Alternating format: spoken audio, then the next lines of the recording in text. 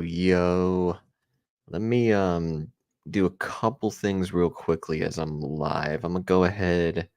We are gonna have another guest on today. We're gonna have one of the OGs of the draft show. We're gonna have Carson on. We tried to bring on Stuart this time around as well.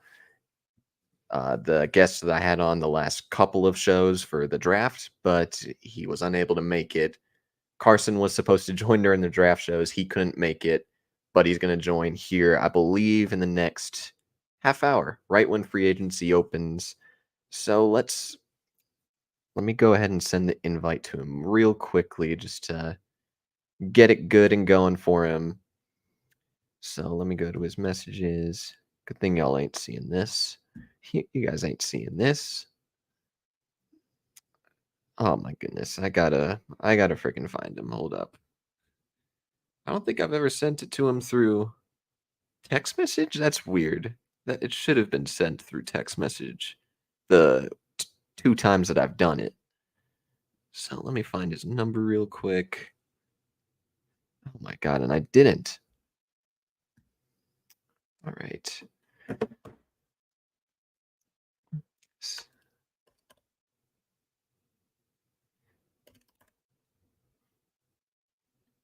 Okay. Now that we got that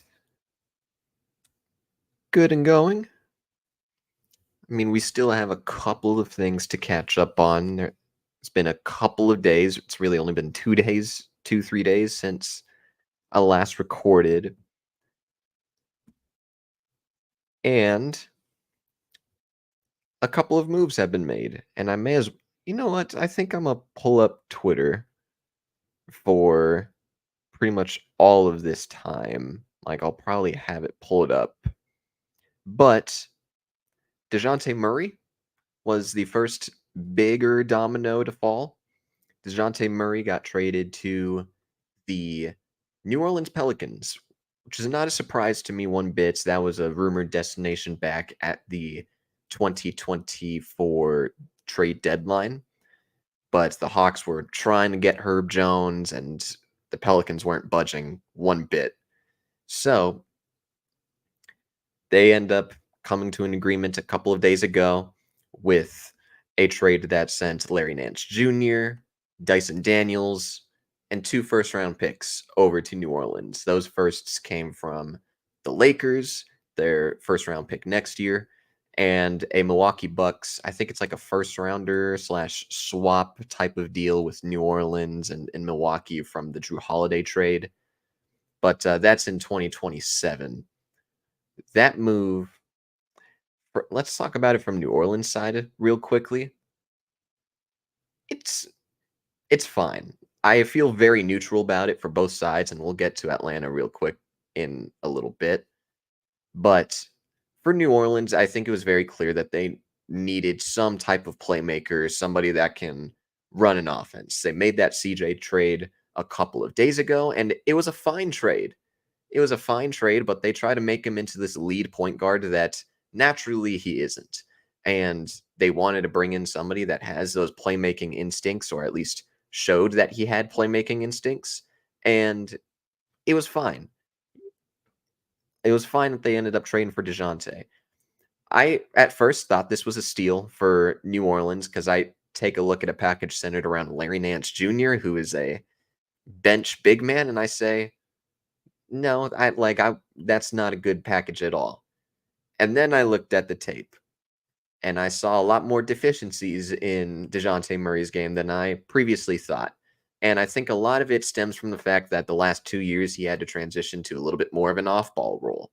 Whereas in San Antonio, his first 5 or 6 seasons, he went ahead and was the starting point guard, and he was controlling the offense and really being a maestro out there. But over in Atlanta, where you had to split those duties with Trae Young, he had to develop a little bit more of this alpha mindset, a little bit more of an off-ball shooting guard, scoring guard type of player. And he was inefficient in that role. And I also think that the defense tailed off quite a bit. Some of it you could blame on the structure of the team in Atlanta. But I think that there is a level of length, effort, athleticism that he showed over in San Antonio when there was less personnel over there, and he just didn't really show a whole lot of that in Atlanta this time around. And it's going to be a little bit of a transition, especially when he is entering the prime years of his career, of his prime athleticism, his prime athletic build, and for him to make another position change or a reconversion back to point guard, it's going to be different, and he's going to have to learn that balance where he wants to score. He's shown that he wants to score, but he also has to go ahead and distribute and facilitate an offense for the first time in a couple of years now. So I look at that. I also look at the fact that DeJounte Murray, Brandon Ingram, Zion Williamson, and CJ McCollum, out of all of those four, there's only one volume 3-point shooter, and that's CJ. And I'm not entirely sure that CJ is even going to be starting at this point because I know that they want to start Herb Jones and eventually Trey Murphy. So it's a little bit of a different change of pace for sure. I think that they are going to have to move off of BI at some point. I think that if they wanted to keep him, you're going to have to move off of CJ and bring in a lot more volume shooters. It's just not the smoothest fit as I originally thought, but I think it's totally fine to go ahead and bring in somebody that has those distribution skills like he has shown to have. From Atlanta's side of things, it's certainly underwhelming from an asset perspective that they sent out 3, 4 first-round picks for this kid to um, really help Atlanta get to a higher stratosphere, and it just simply did not end up turning that way. And to turn it into a bench guard, a bench center, and 2 firsts, it's disappointing in a lot of ways. I think it was always known that they were not going to get that same package back that they sent out to San Antonio, but from a player perspective, that's a lot of it's a lot of quality bigs that they have on the roster. I'm pretty sure Capella is going to get moved at some point. I'm pretty sure they want to start a Kongwu. And I think Bruno Fernando is one of the other guys that is a relatively fine, like third string big. He's going to get dumped down. But I am curious if, with a team like Atlanta, who's probably not going to be competing on the upper echelon, that he's going to be all that valuable to the Atlanta Hawks squad, that he's going to stay on that roster for all that long. Because I'm sure contenders are going to be interested in him. But it's a fine asset. Like, I'm sure that they would get offers for him. Not big ones, but it'll be good. Daniels is the interesting piece who just has not developed an offensive game one bit, aside from doing a couple of cuts from the corner when there's a big in the middle. But he's not the smoothest offensive fit next to Trey, but he's probably the best defensive fit next to Trey Young, if you were going to start him, of course. And if you have such as big of a liability as Trey Young is on the defensive side, you want to pair that with a lot of defense. And Dyson can absolutely be that. His offense is going to have to come around to be playable next to him. But I think it's a fine piece to try to develop. At the end of this trade, though, I don't think that it changes the fortunes for Atlanta one bit. Not at all. Like the number one overall pick was supposed to be this transcendent pick. Now, obviously that draft pick wasn't this draft class wasn't a very good draft class, but you take somebody that has a lot of high potential. And to put it bluntly, Zachary Risache was not a high upside guy at all. You pretty much bring in another fine wing to your collection of fine wings, such as Sadiq Bey, Bogdanovich, DeAndre Hunter, Jalen Johnson. And then you go ahead and you make this trade, and it really doesn't propel you to either a good playoff contender or to like a bottom feeder. So you're stuck in this realm of mediocrity that you don't want to be in as a franchise. So what they end up doing from here, I'm not entirely sure. I mean, I can envision trades like Capella, Hunter, Bogdanovich, but it really doesn't change the fortunes for either side at this moment in time. but I'm willing to see how both of the both sides of the trade end up turning out because there is some level of upside for the two teams in terms of, New Orleans can propel themselves to a legitimate playoff team and Atlanta can finally find a backcourt partner for Trey. And that's pretty much all that I have. I talked to 10 minutes about this DeJounte Murray trade.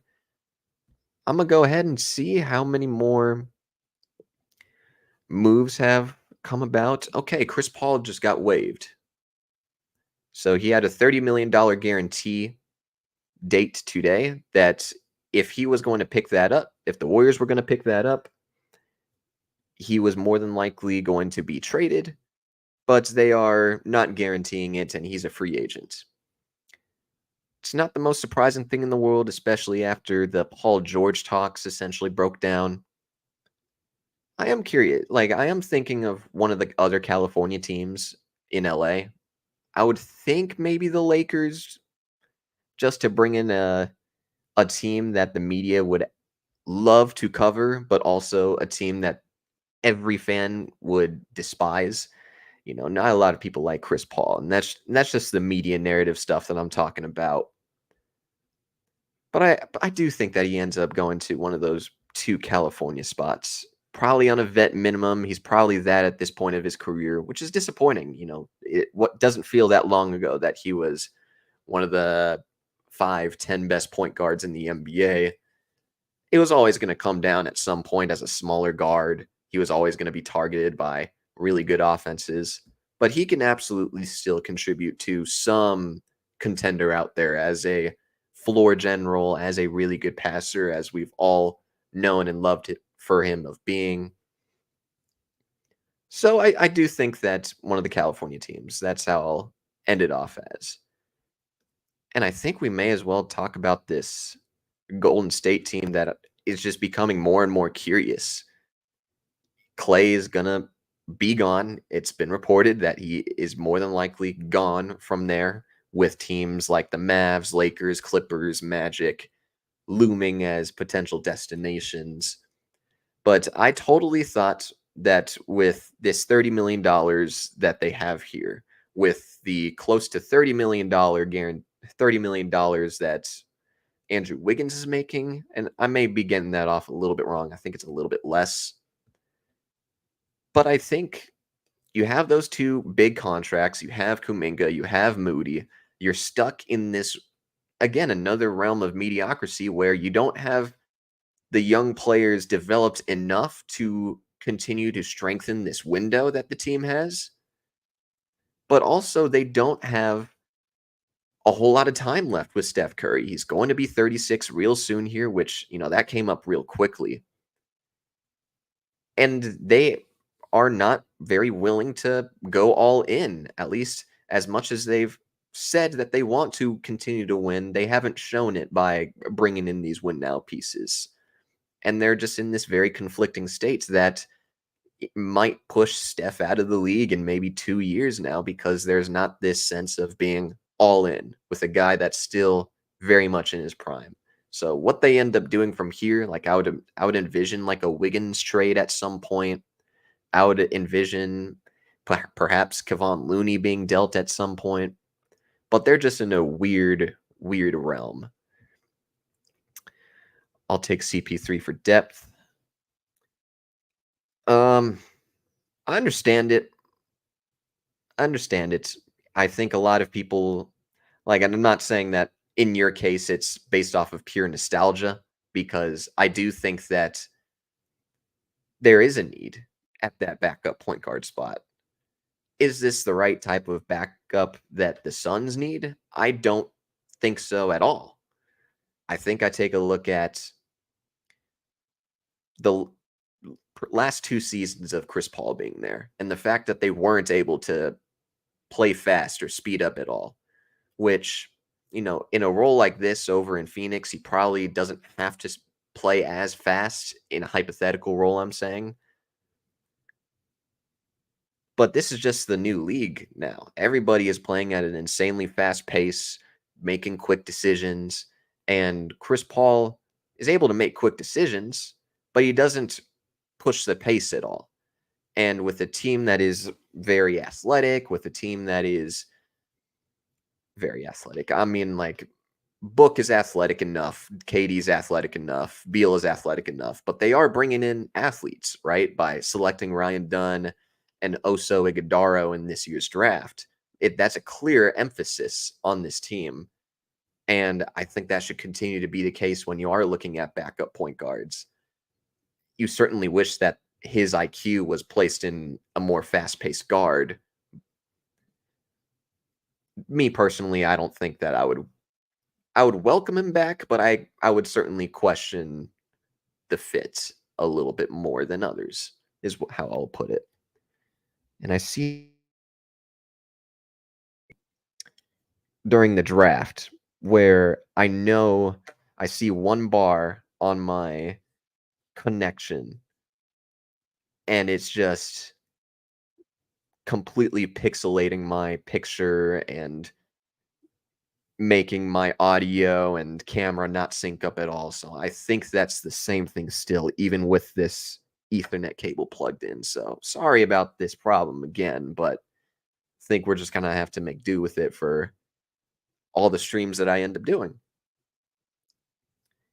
So we're gonna continue to go through Twitter a little bit, see what I ended up missing. Nothing right now. It's just a whole lot of rumors about Paul George potentially being a Sixer. Um, the Sixers also trying to bring in Contavious Caldwell Pope along with him. I'm not sure if the math even works there. I'll look that up. Like, how much cap space does the Sixers have? Because I think that it's Embiid on his max deal. It's Paul Reed at his like $6 million non-guaranteed deal. And then Ricky Council, and then their two rooks. Okay, so this one's not telling me at all. Okay. Well, that's totally fine. Regardless, they have 60 million something dollars in cap space, I think. Tyrese Maxey is going to take up a lot of it though. So how the math works there, man, that's interesting. If that was to happen. That's a lot of maneuvering that they would have to do. Okay. So James Harden plans to sign a 2 year, $70 million contract with the Clippers, just re-signing with them. Fine move, especially if we are expecting Paul George to leave. I mean, that's also interesting too, because they are also like, I think it's better to have Paul George on the roster than not. And bringing back Harden is good. Like, you don't want to lose both of them. But how they end up building the roster outside of it, I think it is interesting. I think health also plays a factor into it. But I think it's a fine deal. I think I was surprised that he ended up taking a shorter term deal, mainly because a lot of his gripe with Philadelphia was that he wanted a longer term deal. He didn't get that mainly because he sacrificed for it and was promised that he would get that contract in Philadelphia. Then you didn't get that contract, and now it's a 2 year deal. I wonder if there's got to be some like backdoor stuff, not in terms of pay, but in terms of they have somebody in the basement ready to come out. Harden signing with any team is a guarantee to not make the finals. Well, I that's funny.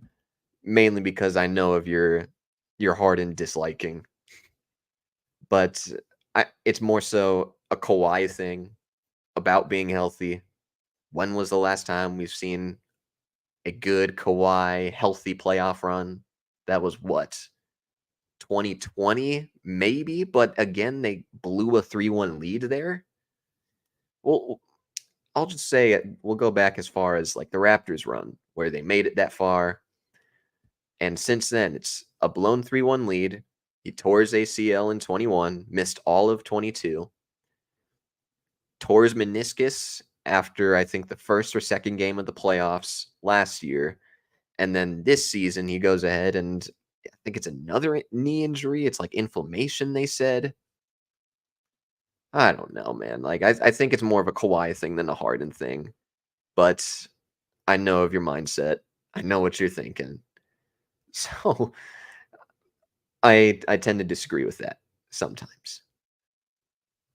So we got 7 minutes till free agency. Hopefully 7 minutes until Carson comes on.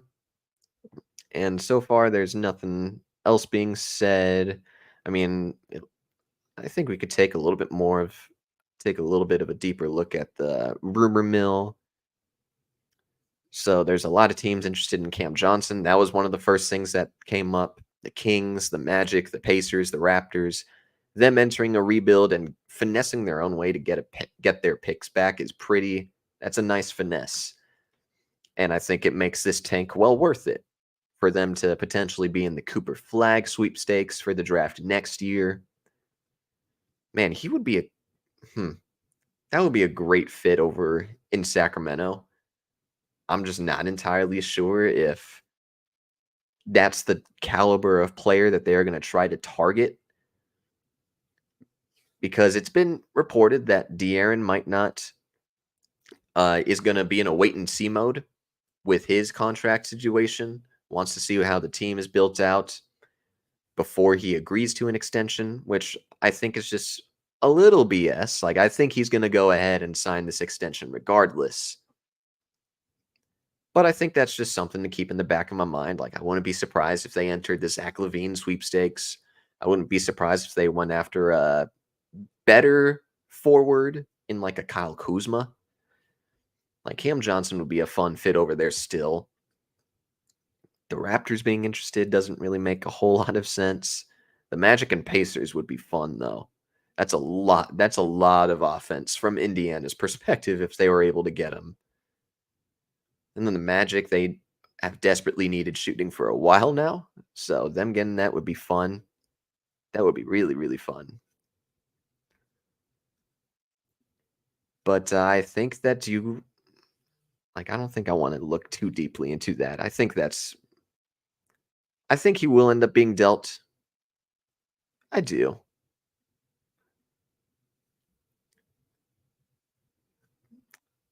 I do think so. But I don't think it'll be to like a Sacramento or a Toronto at all. Like, I think I would take a look at somebody like a Sacramento, perhaps Indiana. The Lakers would be an interesting spot if they made that sacrifice in money like LeBron did, like LeBron is expected to, and they try to use their assets for it. Forgot I know that I had some music in the background last time, and I think I'm gonna do that again. I need to remember which one that I was doing it with though. I think that's fine. All right.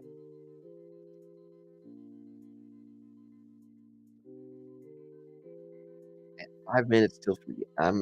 I'm stoked. Like regardless of whether or not my team does anything crazy or special, the only thing that I'm truly looking for is a Yusuf Nurkic trade. But I hope that we see, and I think that we'll see a little bit more of the Kelly Oubres of the world, the Markel Fultzes of the world, sort of have to accept these minimum contracts. Where in this new CBA, it truly does feel like it's angling for you either sign a max contract or you sign a minimum contract. And that's why I don't like this CBA one bit. I mean, it truly screws over that middle tier of teams that probably are going to ask for 10, 15, 20 million dollars and are probably worth 10 to 20 million dollars and are going to have to settle for a minimum because the new CBA isn't incentivizing cheap teams to not go fully all in with their money, de-incentivizing the 5 owners that are willing to pay up, creating a whole CBA centered around limiting 4 or 5 owners that are actually doing the thing that is necessary to make you a contender and make you a winner. That's poor process. That's horrible on CJ McCollum and Grant Williams' part. But I think that there is going to be a lot more of those middle tier of guys being available for very cheap. Now, who those players might be, I'm not entirely sure. Like, I think you'd expect like the Torian Princes of the world. I think you could still expect Markel Fultz to be around that money range as well, unless I'm just completely undervaluing both of them. But I think you have to take into account the lack of teams that have credible cap space to sign players like that to those $10 to $15 million contracts. Unless you're like the Contavious Caldwell Popes of the world, I think that would be better.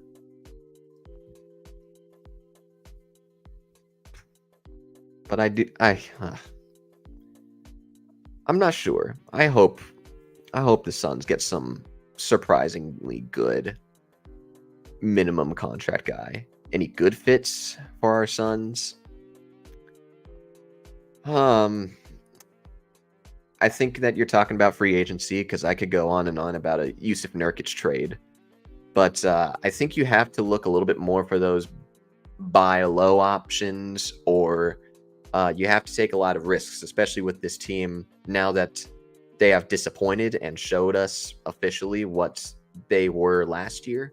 Like, you were able to be excited and everything about last offseason because everything was so uncertain and everything was completely fresh. But now that there is tape out there, I wonder if that skews away some players. But my favorite fits, like, I would talk about a KJ Martin. He's a wing, a 6'8", 6'9" wing from Philadelphia. He just has an insane athletic build. I believe he's like, I'll look up KJ Martin's physical frame. Yes. Oh, 6'6". That's a lot smaller. But I know that he has a longer wingspan. He's a little bit of a thicker player. He's a high riser.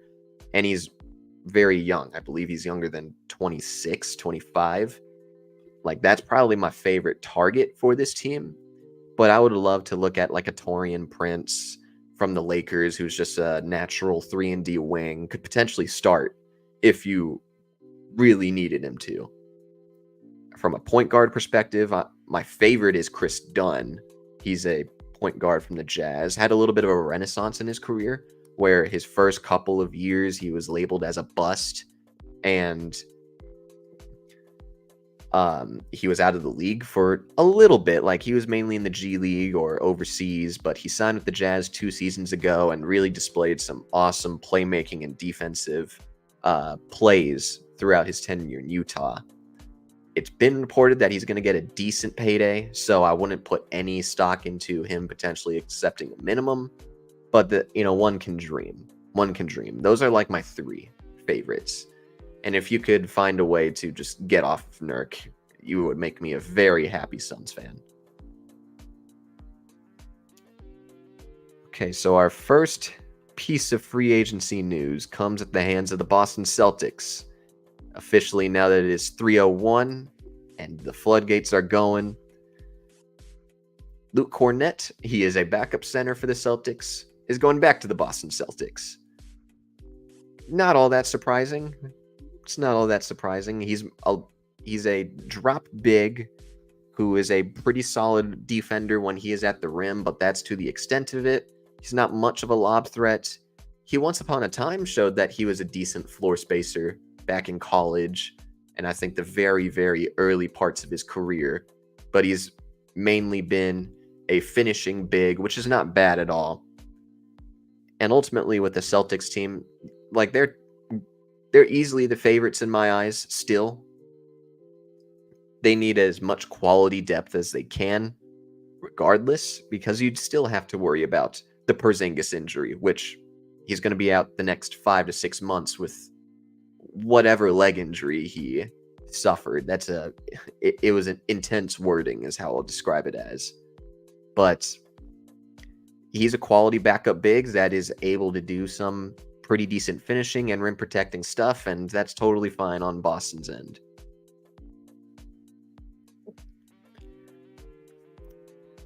So nothing else yet, man. I've seen a lot more. I've seen a lot crazier, hectic starts to free agency than this. Luke Kornet. I mean, last year we had DeAndre Jordan signing the minimum, so I don't know how how good that is. So Kevin Love is going back to the Miami Heat. Are we just going to get a bunch of re-signings? 2 years, $8 million. As we all know, not a defensive guy one bit, but is still providing value in terms of floor spacing, keeping the offense moving, and still one of the better rebounders in this league, like on both ends of the floor. He has a lot of length. He has a lot of determination to go get the basketball, and you appreciate that out of somebody that ultimately is a defensive deficiency, and you're going to have to scheme up some really good offensive play around him to make him playable. But still a valuable player. This was another guy that I would have liked.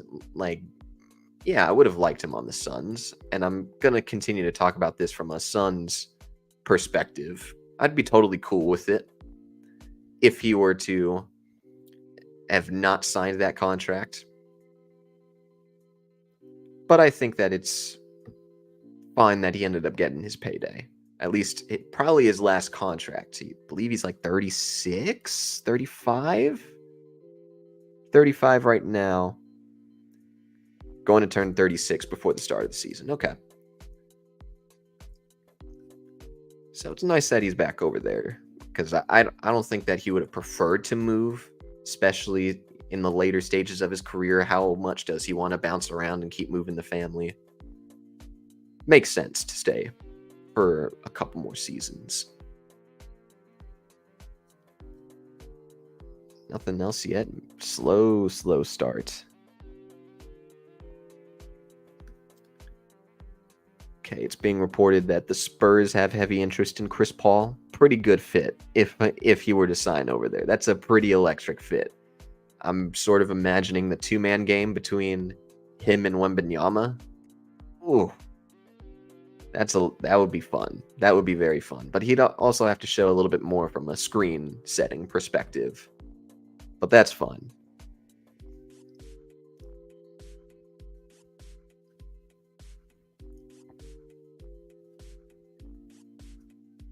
Any good fits for Klay Thompson, or is he washed up? I mean, yes, and he is also a little bit washed up. He doesn't get the same level of elevation or lift from his jumpers anymore, and it seems to like hit the front of the rim a lot, and there is an athletic decline there on offense and an athletic decline on defense. Not saying he's a cone, but you're certainly able to blow by him a little bit more than you used to in his prime. The main suitors are the Lakers, Clippers, who else did he say? Mavericks, and the Magic. I think all of them are fine fits. I think the Mavericks is a very interesting fit in the sense that they were able to clear up a lot of space for after a Tim Hardaway Jr. trade, cleared up $14 million, $13 million. And it seems like he's going to be a little bit more of like a $10 to $12 million guy. And I think that's a fine contract, unless he were to just completely go to... Okay, so as I say that, he's also going to meet with the Sixers in the opening hours. I wouldn't expect him to be a Sixer, but I think that's totally fine. But I think the Mavs is a more interesting fit. I think that there is not much of a natural two guard on the roster there, aside from maybe Josh Green, but he shows his inconsistencies as a shooter. And from a size perspective, he is going to be a little bit more picked on. He's 6'4", but a little bit more of a slender frame. I would say that's my favorite fit out of the four. And then Philly coming in, I don't think it's bad, but I would prefer for Klay to not be over in Philly, mainly because I want to see Paul George in a Philadelphia uniform. But it is going to be weird. It's going to be very weird to see Klay in a different uniform. I mean, I grew up with that, right? Like, he's a Splash Brother. He was supposed to be a Golden State Warrior for life. It's going to be weird.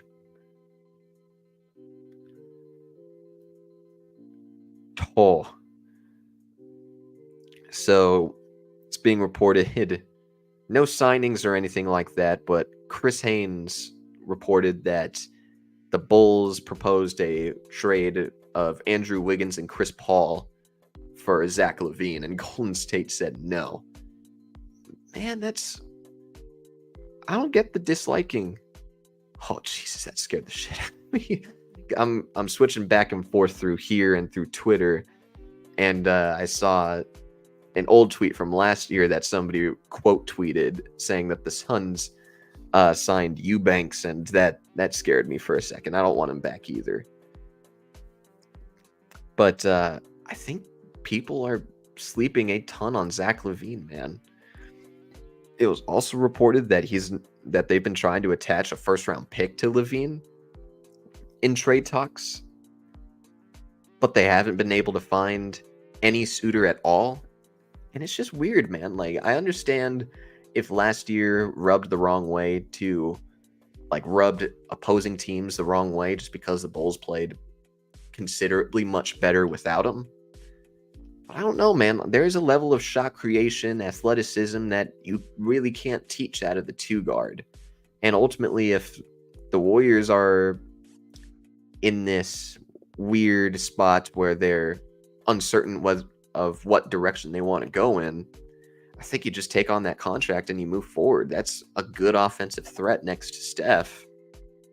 And for two guys that you clearly didn't want on your roster, I think you should have taken that deal. Would have been a considerable upgrade.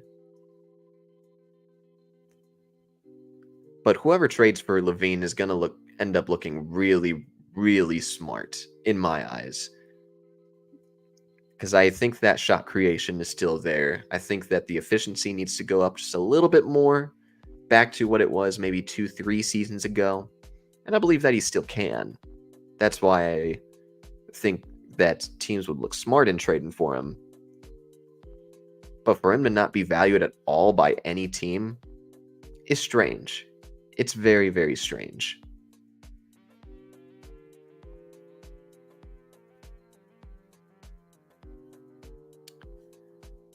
So everybody is bored on the timeline and just retweeting old tweets that came out from the start of free agency last year. Man, this is very strange. So hit me with some questions. Hit me with some questions, peeps, as we continue to wait for any good news or any news in general. And also while we wait for Carson to join, who should be joining relatively soon.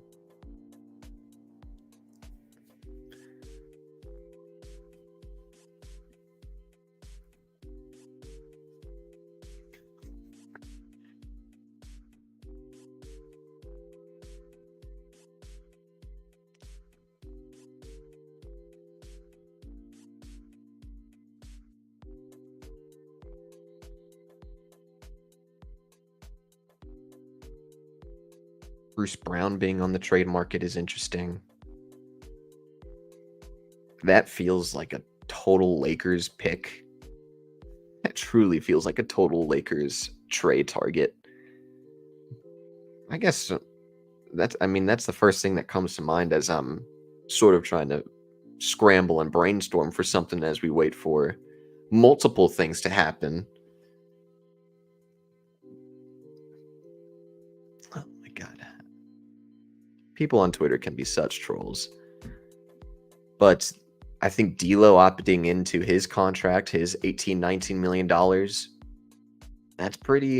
it's interesting, as I'll say about every other move that ends up being made. But I think it is interesting in the sense that I definitely think that he's not coming back to LA. I think that it's been made very clear by all of the rumblings that have came out from The Athletic, and the fact that ultimately there are teams out there that are interested in D'Lo's services, like an Orlando Magic, right? So them being able to retain his contract in particular to make a potential trade down the line or sometime real soon, I think that's a pretty interesting asset for the Lakers to retain. And I hope that they keep him for one, because he's not a very good fit for the Lakers, and this is just me coming from the Hayden perspective. But if they were to able to flip that contract for, say, a Bruce Brown, I think that would be a really good one. I think that would be a very good fit. What's the biggest name that will be moved this offseason? Okay, so he is joining real soon here. Biggest name that will be moved this offseason. I think it's the three guys that are on the thumbnail, along with Brandon Ingram. Those three guys that I'm talking about being Paul George, Klay Thompson, DeMar DeRozan. And then I do think Brandon Ingram does end up getting dealt.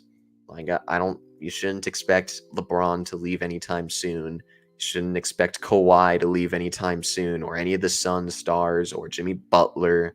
No, I think you got to temper your expectations a little bit as we are transitioning to an off season or to future off seasons where teams are going to be extremely limited in what they can and can't do.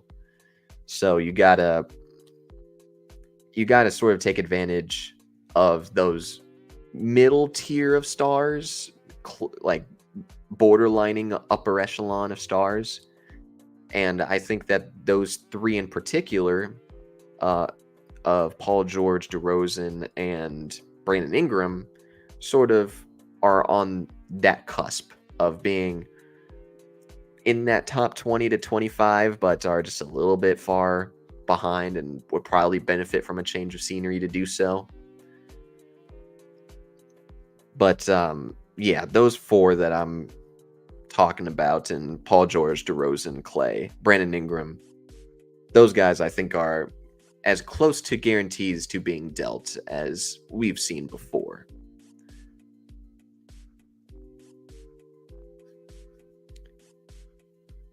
Again, trying to look through Twitter again, there's really so everybody is really bored. Some people are reposting the tweet from 4 years ago saying that the NBA suspended the season.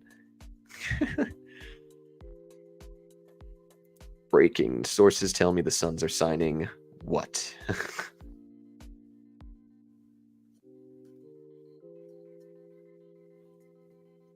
Come on, Woj. Come on, Shams. Gambo. Come on, man.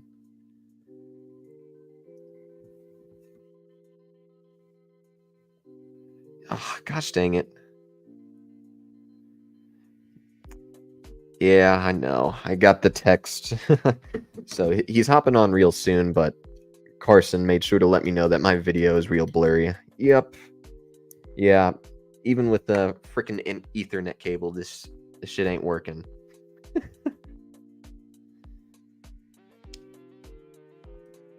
Oh man, people are jumping in. What the hell? Man, nothing is even happening, man. No moves are happening, man. Why are the people joining now?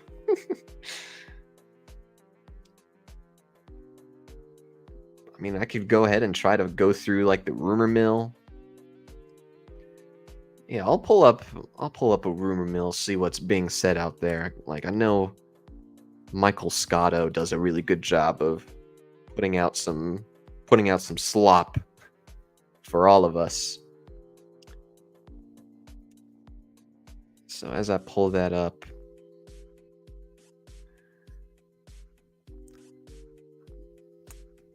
okay. So the Lakers, I mean, I got to go back to the Lakers real quick. Mainly because that's the first thing that came up on the article. So LeBron is willing to take a discount for the likes of a Klay Thompson and James Harden, which he's clearly not going to be back there. Jonas Valanciunas, he's willing to take a discount for players like that. I think that's fine. I think that's interesting. But if you're a LeBron, I do think that if you are trying to be an owner of an NBA team in the near future, you're coming up at the end of your career, I think you would want as much money as possible. I don't know how many more discounts he's willing to take after all of the discounts he has taken over in Miami, over in Cleveland, and even to some extent over in LA, which, you know, he's sacrificed some money. Still a lot. Don't get me wrong, compared to us. So the Magic will meet with Paul George, and they have significant interest in KCP. That's interesting. Like I do think Contavious Caldwell Pope is gone. I do think that. I think that Denver not paying up is just a side effect of this new CBA where nobody's really going to come in and pay up for the guys that are necessary to win. And me personally, I'm not a believer in Christian Brown taking over the starting role. I'm not a believer in Julian Strother or Hunter Tyson taking over that role in place of Contavious Caldwell Pope. I think that they should have re-signed them when they had the chance, and now there's teams out there that very clearly like them. The Magic are an obvious suitor because they need a shooting somewhere. Philly is interesting as well because of the cap space, but those are the main teams that I truly think about. Oh my god, that's so silly, man. Yeah, just a small waving, like Omer Yurtseven from the Jazz is getting waived. He's fine. It's fine. It isn't. I think that they signed him to like a 3-year deal. All non-guaranteed, I'm pretty sure. But, I mean, that's a quality center on the market. I'm really trying to find something for this. Like, what's... Like, I want to go... Like, I already talked about the CBA, but I also want to talk about the fact that this is the one thing that the NBA knows how to market well. Because the product on the court, as of late, has not been very good at all. Where we are looking at 15-point blowouts in playoff games. We're not getting the same classics like we used to, even as far as like the 2021 finals. Like that's a classic series. There was classic games there. And maybe it's just a matter of there's a lot more talent in this league than we have ever seen before. But ultimately, we are seeing 15-point blowouts in playoff games. We are seeing a lot of sweeps and a lot of, while some good games, you're not getting good series at this point. You could argue that the Pacers-Knicks series was easily the best series of the playoffs, which was good. It's not a classic in my eyes. So I sit here and I say, if you're not putting out good product out on the floor, find something redeemable. And what was always so redeemable was the offseason, where we did see a whole lot of star player trades, where everybody had the free will of making any and every move with their players, with their contracts, without any repercussions. And then they put this out, and it's... Oh, man, they really... Whoever... It is CJ McCollum and Grant Williams, but I'm sure that there's more, but those are the two names that I think are the funniest to call out. They ruined the one thing that is completely marketable about this league. So what are the changes that you're going to have to do on the court that is going to make play more appealing?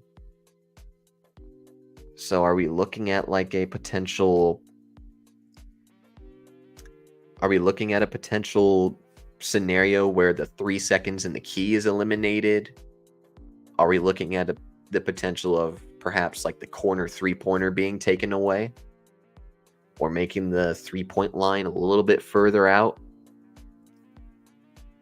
I don't know, man. There's not a whole lot of good that's coming out of this league right now. Especially right now where they got to market this real well and do some really good stuff, and they can't. And I think that's the totality of it all, of my rant about this.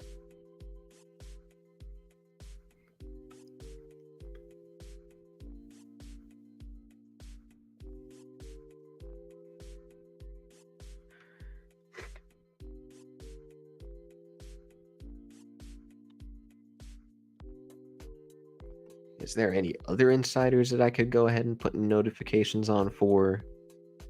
Like, I know that I could trust. I'm gonna give Scotto a follow. I think he's pretty fun. Like, is Mark Stein coming out with anything?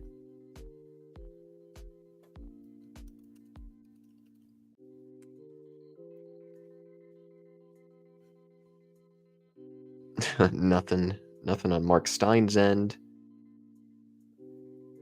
Man, do we just got to go on a full-on pause to this stream? Like, we might be coming to that point.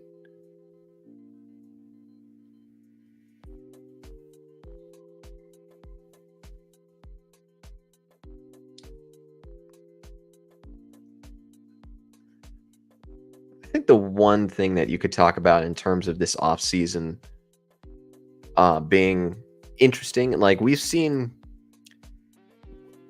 don't see a lot of stars go out into free agency for one, but we also don't see stars go out there and take meetings anymore. There's always a lot of tampering behind the scenes. There's always a lot of tampering going on. And, we saw some years ago where Kevin Durant and Kyrie Irving signing to Brooklyn was announced within 10, 20, 30 minutes of free agency opening. So seeing Paul George go ahead and take meetings, to see players take meetings with teams, is just very it's very strange. It's very strange. Are the league's top teams so good that the rest of the teams just don't feel they need to make moves? Give me a second to think about that real quick. Are the league's top teams so good? I don't think that's the greatest way of going about that conversation. Yeah, I think the top team in the Denver Nuggets, the Boston Celtics, I think they're so good that everybody is trying to play catch up. But because everybody is so limited with the cap constraints, I think everybody is just way more cautious about where they spend their money. I don't think that they don't feel the need to make moves. I think it's more so they just either some of them don't have the resources to pay up for the teams necessary to compete and to win, but more so about the fact that when you are as constrained as you are, when heavy tax-paying teams like the Celtics or Suns can't offer contracts around $7 to $8 million anymore, like how you were able to in the previous 4, 5, 6, 7, 8 seasons, that really puts a limit on anything and everything. And ultimately, there are a lot of players that are a bit hard-pressed and want to get as much money as they possibly can in their careers. So I think teams are trying to go out there and make moves. I think everybody should feel the need, and I'm sure that they feel the need to make moves. I think that's a little bit silly. But there are some teams that need to bottom out, and those teams that have the good players that they are willing to offer to bottom out, when they can't be attained by the teams that are normally going to go after players like this, it's a mess. It's a complete mess with what this league is going to potentially become.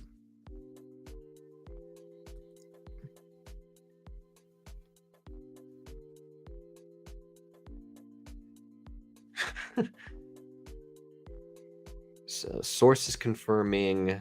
Okay, so I don't know who this guy is. His name's Sean Cunningham. I guess he's a Kings radio reporter. Went ahead and tweeted, sources confirm the Sacramento Kings are pursuing a trade for Brandon Ingram. He's told that the Kings have had discussions with the Pelicans, and it's worth noting that he was emerging as a star under Alvin Gentry. Man, he was still, wow, I completely forgot Gentry was still the coach when Brandon Ingram was there. But Gentry is in the Kings front office. Now, that's something that I think is the big move that I was talking about. Oh, interesting. Not a signing, but Nicholas Batum not returning to Philadelphia is, man, that's nice. If he were to be had on a minimum, he goes up the board in terms of Suns targets. Man, that would be great. But back to Brandon Ingram, I mean, that's the star level trade that I would personally be looking for, not necessarily just to keep De'Aaron Fox happy or engaged with the franchise, but also in the sense that they are looking to offload Kevin Herter and Harrison Barnes. They ultimately had to rely on Keegan Murray and his development to rise the rankings last year, and they were fine. I think they were the same team as last year, which is pretty good, and he made a considerable step, but it wasn't a big enough jump for them to be legitimate threats in the playoffs, so much so that they ended up getting bounced in the play-in. So I think that a Brandon Ingram trade where they get a tall wing, where they get a legitimate scorer, shot creator, who everybody called a baby Kevin Durant at some point in his career, I think that would be good. I think that would be a very good move if that's what they ended up doing. Now, for the most part, I had been thinking about Kyle Kuzma being a really good fit, but man, that would be an even better fit.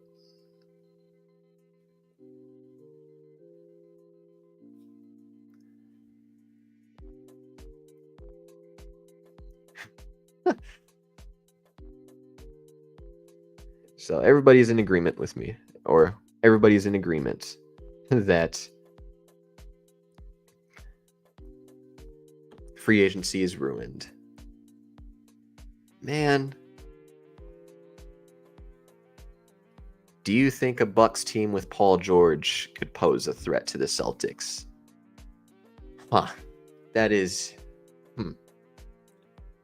What would a potential trade even look? Is it like a Chris Middleton for Paul George swap? Because from a money standpoint, that's really the only thing that works. But he's not even opted into his contract now that I think about it. So if we were just to go with the hypothetical about Paul George posing a threat to the Celtics if he were to be a Buck, sure. I mean, that's a supercharged version of a Chris Middleton. I mean, it's a lot more length, it's a lot more athleticism, it's a lot more shot creation. You just kind of have to hope that if they were allowed to sign and trade. Yeah, I mean, if they were allowed to, if we were to go through with the hypothetical, yeah, they could pose as a threat, but I think that they also would have to nail the other moves because I think they are also trying to move off of a Brook Lopez. So whatever assets in that deal that you get, you're going to have to they're going to have to be either really good or you're going to have to flip for something a little bit better. I think potentially, but I would still they would pose as a threat, but I would still have Boston and New York over them if that hypothetical were to come about.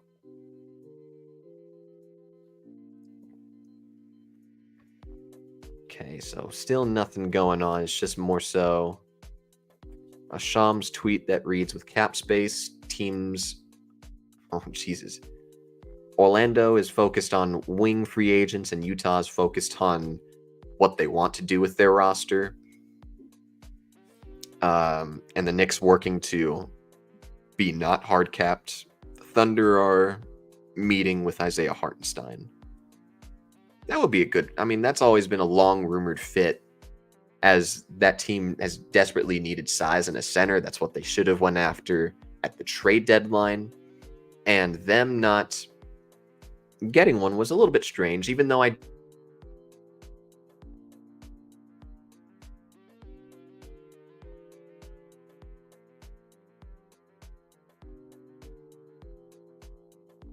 No. Oh, Jesus. I saw my thing loading. Man, the internet must be horrible on my end.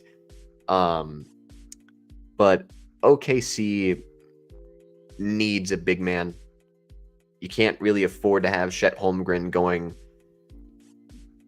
and taking on that matchup against the likes of a Jokic, like an Embiid. Now, those are special lineups and special centers, but that still, those are centers that he's going to have to go through, particularly with Jokic in the Western Conference, and you don't want him banging down low with him. So getting in a Hartenstein, it would be good. I think it would be very good and impactful for a Thunder team that ultimately, if they make the signing, I wouldn't be surprised if you would peg them the favorites in the Western Conference. The Caruso trade was amazing for them, and them getting a center like this, it would be great. It would be really great for OKC. But I kind of want to see a different scenario happen instead. I want to see Yusuf Nurkic as an OKC Thunder, because I was semi-joking around, and I'm kind of taking it from a podcast that I listen to, but you kind of have to, if you're Phoenix, because I do want to talk about them, as we are just desperately waiting for anything to come out. I think you should really take advantage of not just cap space teams. If you're looking at the likes of a Charlotte or a Utah or a Detroit that are probably willing to take on long-term salary for picks, I think you should take a look at not necessarily just those teams, but ideally you look at teams that have a whole lot of draft picks and also have a relative need at center, where I am looking at OKC, where I am looking at San Antonio, where I'm like, hey, you guys have way too many draft picks. You have way too many draft picks. So they are a little bit devalued in their eyes. So you should extract the most that you possibly can out of teams like that. So, these are unrealistic and are absolutely not going to happen. But it's like, hey, you guys need centers. This is how I would go about the discussion. Hey, you guys need centers. You guys have a shit ton of draft picks that you can't use. You literally can't use all of these draft picks. You have to send them out somewhere. So go ahead and send us some as we give you an upgrade at the center spot. Now, he might be one of the worst starting centers in the NBA. He's still a starting level center. You could still give him spot minutes. So if I'm discussing with them, I'm like, hey, OKC, give me Lou Dort, or give me Kenrich Williams, Jalen Williams, the center, and 6 second-round picks. Take advantage of those teams that have a shit ton of picks. Hey, San Antonio, you don't have any playable center aside from Wembanyama. You guys are going to bring in a point guard anyways to develop Stephon Castle. Give me Trey Jones and an Atlanta Hawks first-round pick. Not even your own first-round pick. Just give me some picks. Let us replenish our assets while also continuing to further the window for the Phoenix Suns championship odds or contention. But we have our guest, Carson. How you doing, my man? What's good? Doing good. Yeah, I've been listening, and there's literally nothing going on. Dude, I'm scrolling through Twitter I've only been live an hour. I've been really trying to find stuff to talk about. It's been tough. It's been really, really tough. They need tampering back, I'm going to be honest. Man, you definitely heard it before. I'm probably going to continue to talk about it this episode. But man, CJ McCollum really screwed everything up. Well, what did he do? Well, he's the president of the Players Association, so he's always in constant negotiation with owners and the higher ups with in terms of discussing how you go about the rules, TV deals and whatnot. They're not always at the center of it, but you always have to be a part of it. And so he's the notable name out there. So it's easy just to blame him than say an Adam Silver. Yeah, it's brutal. What is it really? James Harden? The biggest news of the day was Omer Yurtseven getting cut from Utah. Hell of a backup big. Chris Paul and Luke Cornett. It's like and Kevin Love. Where did Kevin Love go? Yeah, he just re-signed. It's just a bunch of re-signings and a whole lot of meetings, which I appreciate that they are doing meetings now. I can appreciate it. because Yeah. there's a part of it where it's just like I don't want to see immediately, oh, Paul George is just re-signing. We don't see a whole lot of tampering in the sense that, I think teams are able to talk to their own players behind the scenes and are usually successful at it. We don't usually see it successful in the sense that star players are leaving immediately. The last time we really seen anything like that is probably the 2019 off season, where like Durant and Kyrie were announced to Brooklyn within 20 minutes of free agency starting. I Yeah. can appreciate them just sort of taking their time is all. But at the same time, we're creating content here. We got to get something to talk about. Yeah, it's just not much of a rush anymore. It's just slow. So if we were like you've asked me a ton of questions off the air about what my team should be doing and targets and whatever. I need to flip it back to you, man. You're a Bucks fan. You just came off of a first round loss that let's be honest, fluky, whatever you want to call it. You guys weren't fully healthy, but you're certainly in limbo with the roster a little bit. You went all in with the Lillard trade. You went ahead and brought in Doc Rivers. Is there anything ideal that you are looking for in terms of potential trade targets, potential free agents? What would be sort of your mindset going into this free agency?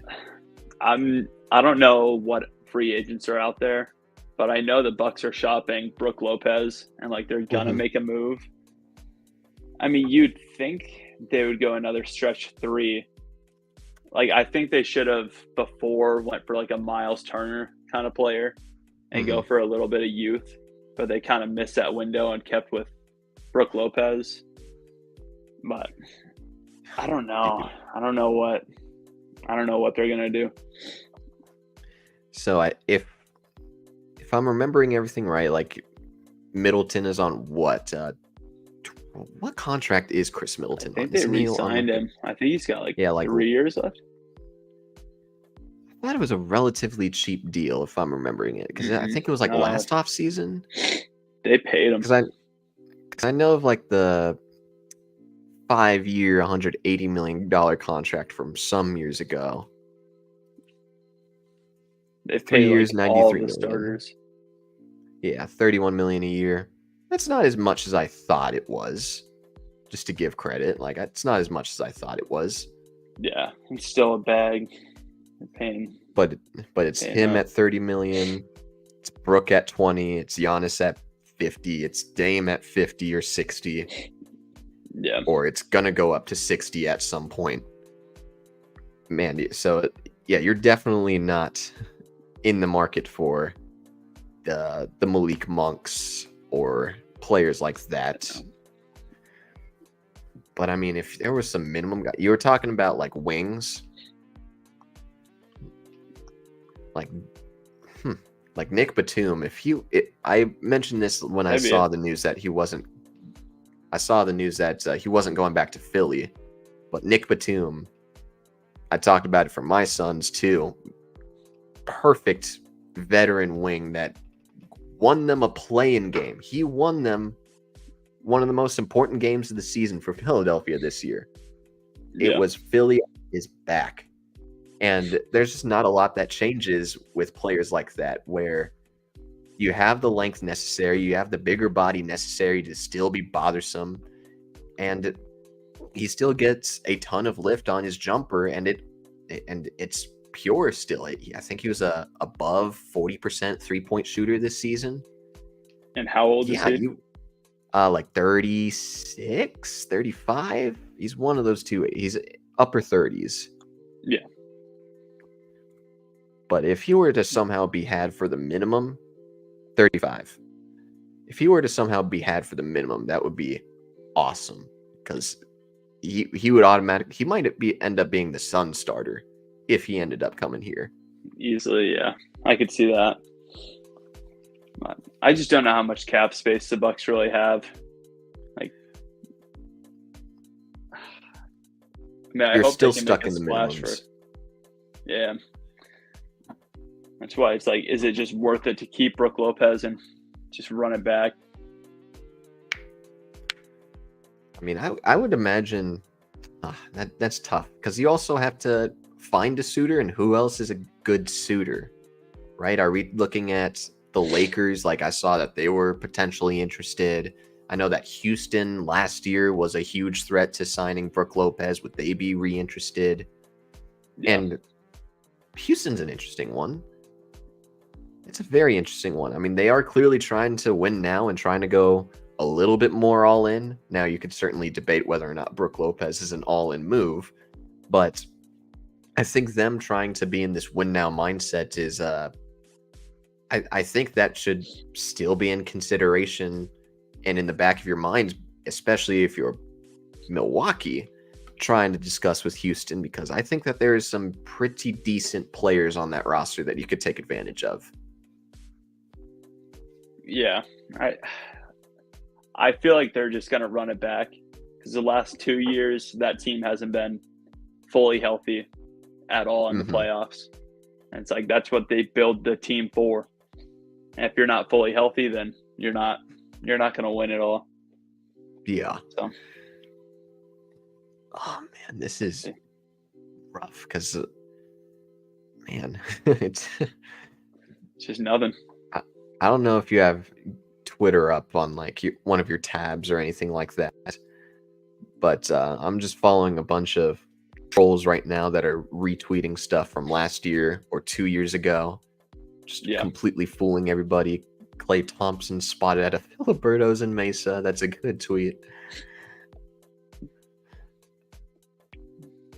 man. yeah, it's nothing.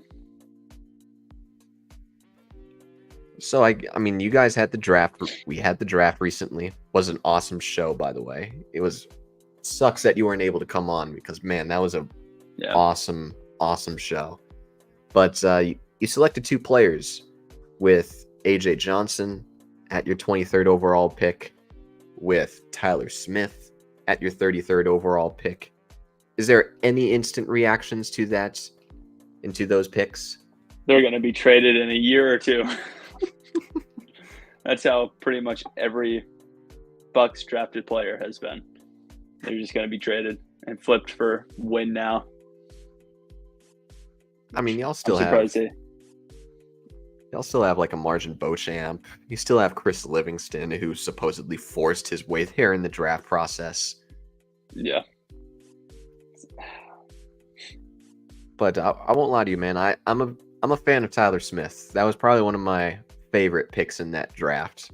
Now he's a yeah, little bit more offensive minded than defensive minded. Some of it is because he was playing on a G League Ignite team that set everybody up for failure, and he didn't get a good grasp of his role on defense at all. Like nobody did. But he came out as number 19 on my board out of 53 officially scouted. And yeah, I do think that there is a level of offensive upside, pick and pop creation. I think that there is good stuff there that would be. I mean, you could potentially have him be in a Jay Crowder role in a potential Bucks scenario if I were to compare one role to another, but have him be a little bit more of like a dunker spot guy, being a guy that cuts from the corner and is a potential lob threat.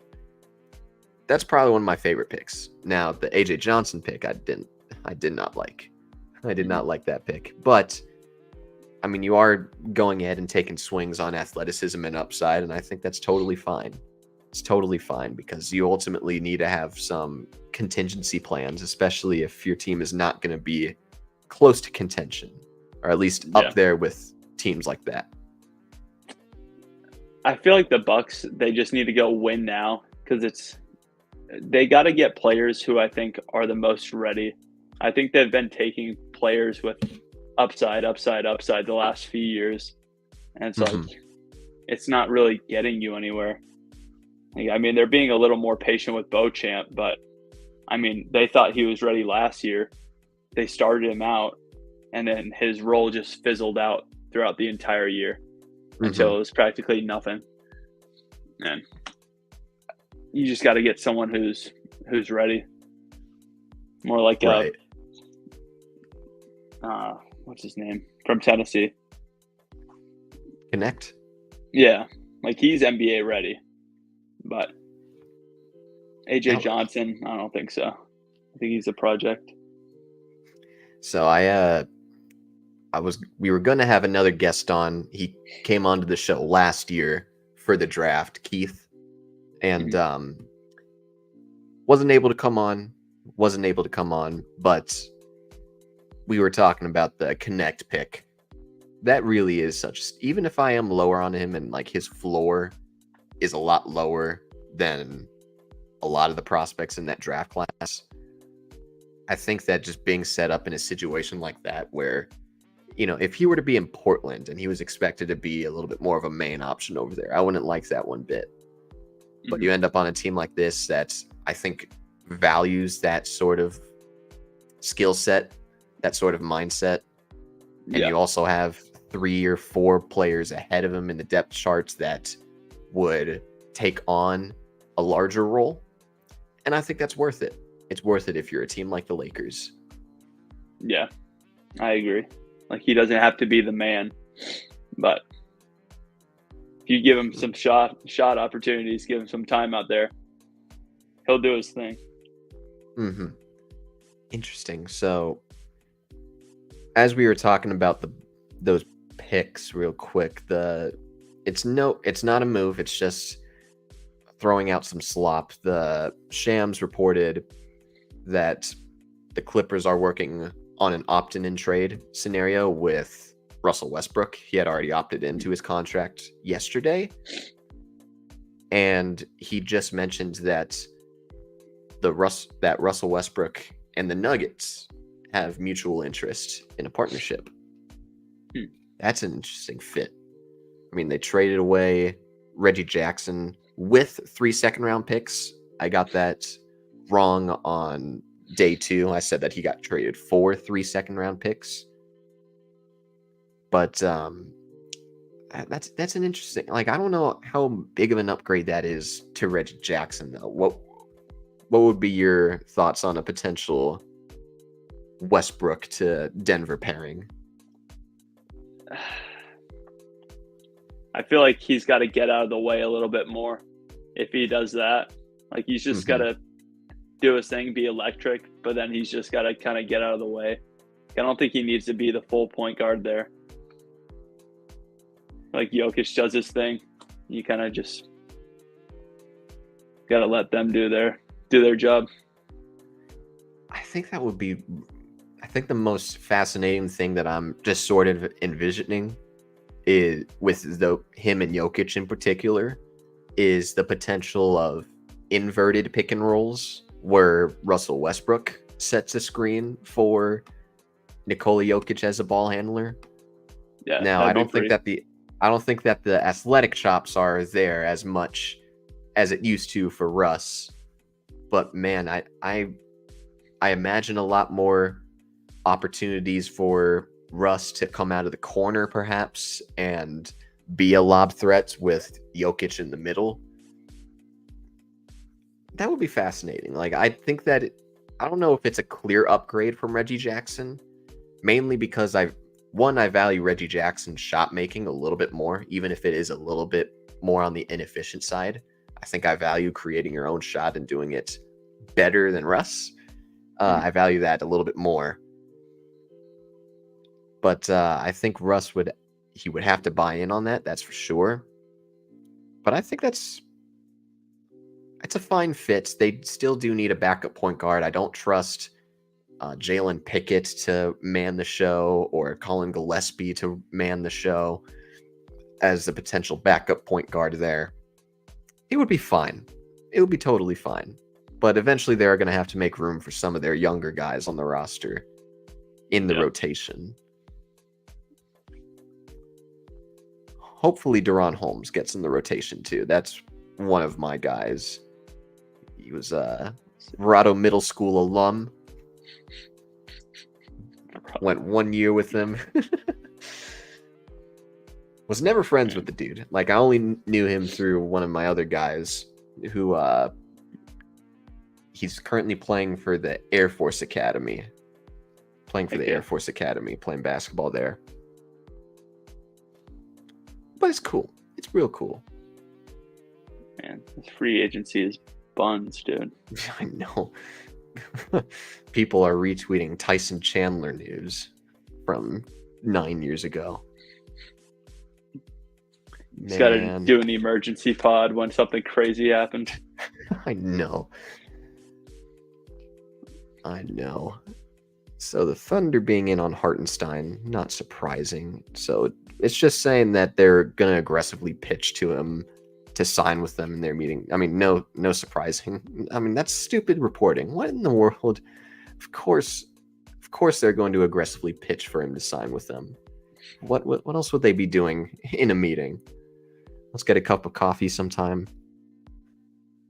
I just feel like years ago, free agency had like this aura behind it. Like it was just crazy and electric. Now it's just feels like the last couple of years it's just bland. Well, I think it's mainly because players are valuing the money a lot. The potential extensions that they would be getting from their own teams. Yeah. The fact that they can't get that offered up by some other team, any other team out there. I don't want to say that it's been totally bland in the last couple of years. Like last year, you were still able to get some pretty fire trades out there, regardless of whether or not you liked the trade or not. Like Beal to the Suns early in the season, then capping it off with a Dame trade to Milwaukee of all teams. Yeah. You know, those are the two main examples, but I think there was so much more smoke. I guess I'm more so saying like out of the gate, because I feel like before you would have just report after report of people going different places. Now it's just we're an hour in, and practically nothing has happened. Yeah, I would say since like maybe I always go back to the 2019 offseason because that was just what was most memorable to me. The amount of stars that were on the move and the amount of teams that had cap space. And that's not even talking about like the trading aspect of it. Like we saw the Anthony Davis trade in that offseason, the Mike Conley trade, but Katie and Kyrie moving teams, Jimmy Butler moving teams. Those were extremely fun and fascinating, and they came out right out the gate. Now I'm not sure. Maybe teams are a little bit weary of the fact that they don't want to be caught tampering, even though they're in the legal tampering period. Yeah. But I don't think that we would ever see the craziness of an offseason like that anymore. At least not until CJ McCollum comes up with something new, something different. Wants to spice it up a little bit.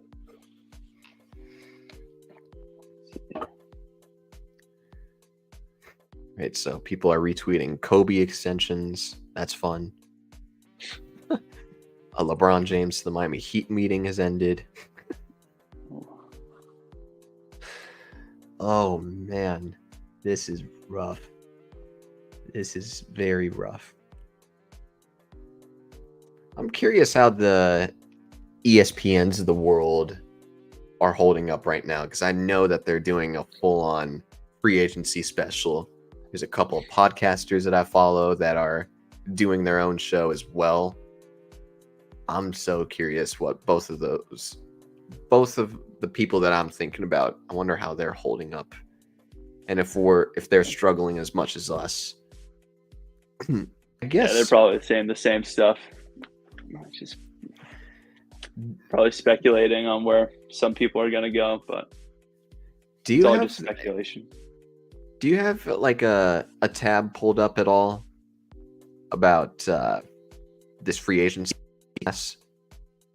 No. Yeah, that's. Yeah, go to Spotrac, because I kind of want to, as we are just desperately waiting for anything to come out, I kind of want to go through like dream targets, dream off seasons with those free agents. Mhm. with the situations that we're in. Because again, our teams are both second apron teams, which means we're only limited to offering up players minimum contracts, and we also can't combine salaries and trades. So that's, and you can't go $1 over or a cent over the amount of salary that you would be acquiring in a trade. Yeah. So I have like minimum guys up, and I already have like dream trade packages for Nurk ready and going. So What do you got for that one? So yeah, I was gonna say like if you want to take your time looking, go ahead. But dream off season, as I'm sort of looking through this, I think that they executed the draft really well. First of all, I haven't come out with like a draft grade or anything, but I think that they got the one target that I really wanted in Ryan Dunn as an athletic monster on the defensive end at the wing position. And they also recouped draft assets, which is really, really nice considering their asset collection is just completely gone. But I think you got to take a look at. Okay, so that's not news. Tobias Harris is drawing interest from the Jazz, Mavs, Pistons, and Spurs. Totally not surprising one bit. They've long been targeted to be potential Tobias suitors. But back to it, and they also re-signed Royce, and they also re-signed Bol, 2 moves that I totally would have done. I think from a trade perspective, there's a couple that I am looking at as I'm going to the trade machine right now. Now, I think if you wanted to go ambitious, and I guess we'll go, because ambitious is dream scenario, I would trade Nurk,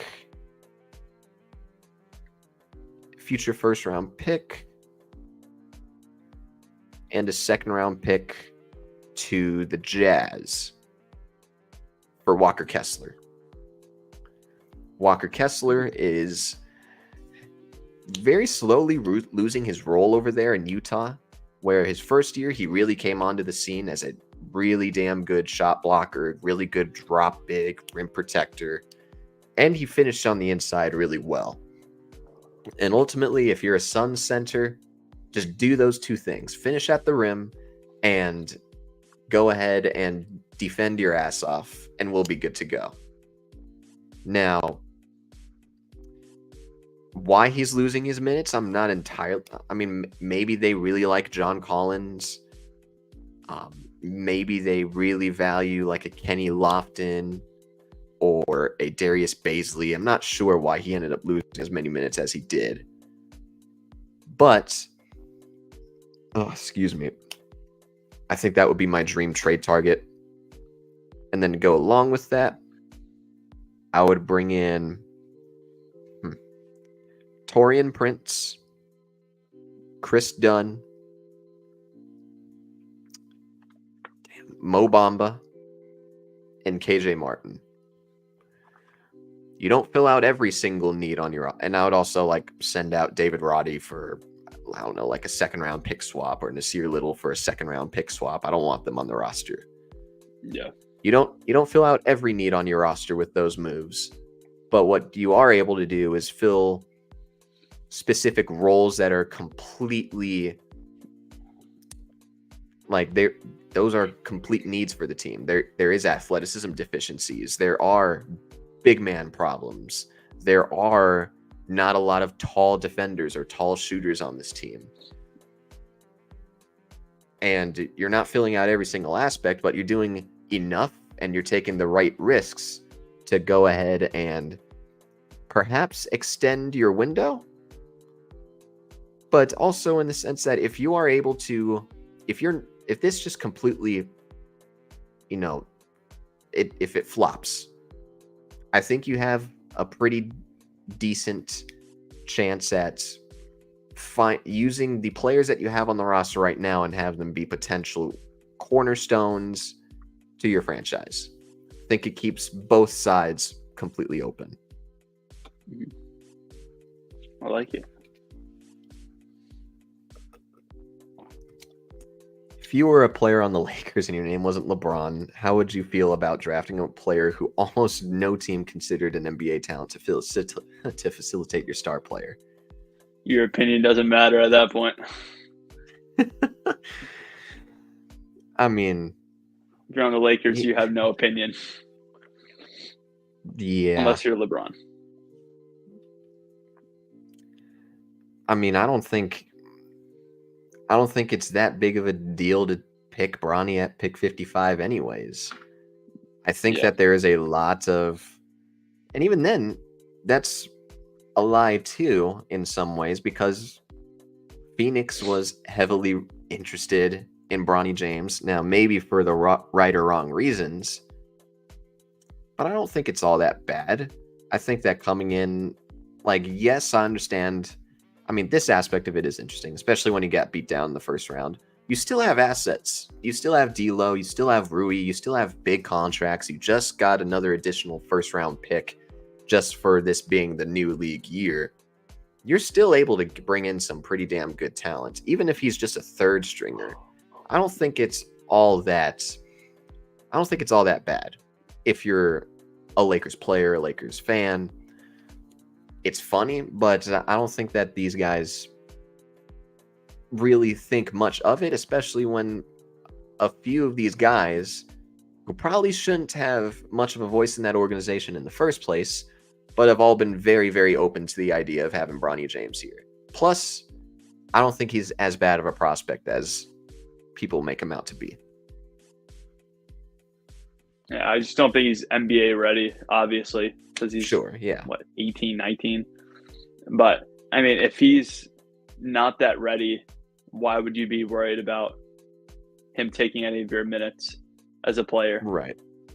Like, you wouldn't be worried about that. You're like, all right, he's on the team. If you do your thing, you're going to get your minutes. Yeah, for sure. So a couple of small moves. I mean, nobody knows Niemias Queta. He was a fourth string big man, fifth string big man from the Celtics. He's ringing up on a multi-year deal. But Andre Drummond is on the move. He is signing a 2-year, $10 million deal with the Sixers. So he ends up going back to Philadelphia. He was over there, I believe, 2 seasons ago. He was a part of the Ben Simmons, James Harden trade from the 2022 season. So back in Philadelphia, you get yourself a quality backup big. I don't think that, it doesn't hinder anybody's hopes of a Paul George signing or a KCP signing. But I think that's a very legitimate big man that now I'm curious about the role of Paul Reed, who showed, I'm going to make sure that I fact check his stats real quick before I end up saying that he's a stretch big. But I know that he's able to move around really well. I know that he's able to be relatively versatile as a defender. But, okay, so he shot 37% from downtown on how many attempts per game? Okay, so not very many attempts at all. So not really much of a floor spacer. Regardless, what did you text me? Sounds good. Regardless, like, I think Paul Reed should have a role somewhere on a team. And I wonder if that pushes him down the board with this Andre Drummond signing, but it really doesn't affect any other future pursuit, at least in my eyes. Yeah.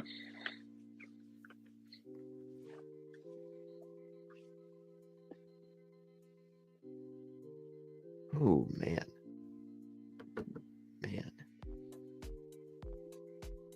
I know that Bobby Portis, he was rumored quite a bit in trade talks, like quite a bit. Like, I know that the Bucks were reported to be interested in DeJounte Murray some point during last season. I mean, you almost traded for Grant Williams, which that would have been disastrous. But is that like a trade chip that you would go ahead and try to use for what exactly? Would you trade him, and is there a particular skill set that you would be targeting with that value of a player? Yeah, I mean, you're just trying to upgrade using him because he still has value being a six man. And if you package him with a couple firsts or with someone else, then you're just trying to upgrade a position of need. So I think, I mean, the last couple of years they've been trying to trade him or Lopez or Pat Connaughton. It's just haven't found any suitors. Yeah. Yeah, I know that Pat Connaughton was rumored for quite a while. I'm not sure what his value would be because he's not the greatest of an asset. I mean, what is he truly? Is he like tell me a little bit more about Connaughton, because all I really know him as is that he's an inconsistent shooter as well as like just a really solid athlete. Is there anything defensively that I'm completely missing out on? More like a hustle guy. He'll get momentum, but that's really it. Nothing too crazy, right? Because he doesn't pop out in any category, really. Right. So, I mean, it looks like we're pretty much in the same boat if we are talking about our teams. I think you guys are in a little bit better boat because it's a little bit more. There's a little bit more upside with having a top 5 player on your roster. Yeah. But I do think we are looking for the relatively same positions in free agency. We're looking at wings. We are looking at backup bigs, backup guards. Perhaps maybe like a floor general. Yeah, I think the Bucks just got to run it back. Like the players not being healthy, I think you run it back and try again. I think you got all the recipes to success. You just health is the biggest thing. Yeah. And I won't lie to you. Like I'm gonna ask you this last thing. There really isn't a whole lot going on right now. I'm struggling to come up with stuff as nothing is happening. I wanted to ask you, in retrospect, with the trades that we made. I mean, we made some pretty bold moves with the Brad Beal trade, with the Dame trade. Is there any regrets about it? No, not at all. And you're talking to one of the bigger Drew Holiday fans. I think that was probably one of the better moves they could have made, because you need someone who's clutch in the fourth quarter. That's what they've struggled with all the time. And now you got one of the most clutch players in the NBA. I think they're all right. Now you got the best player who plays in the first to third quarter, and you got your fourth quarter guy.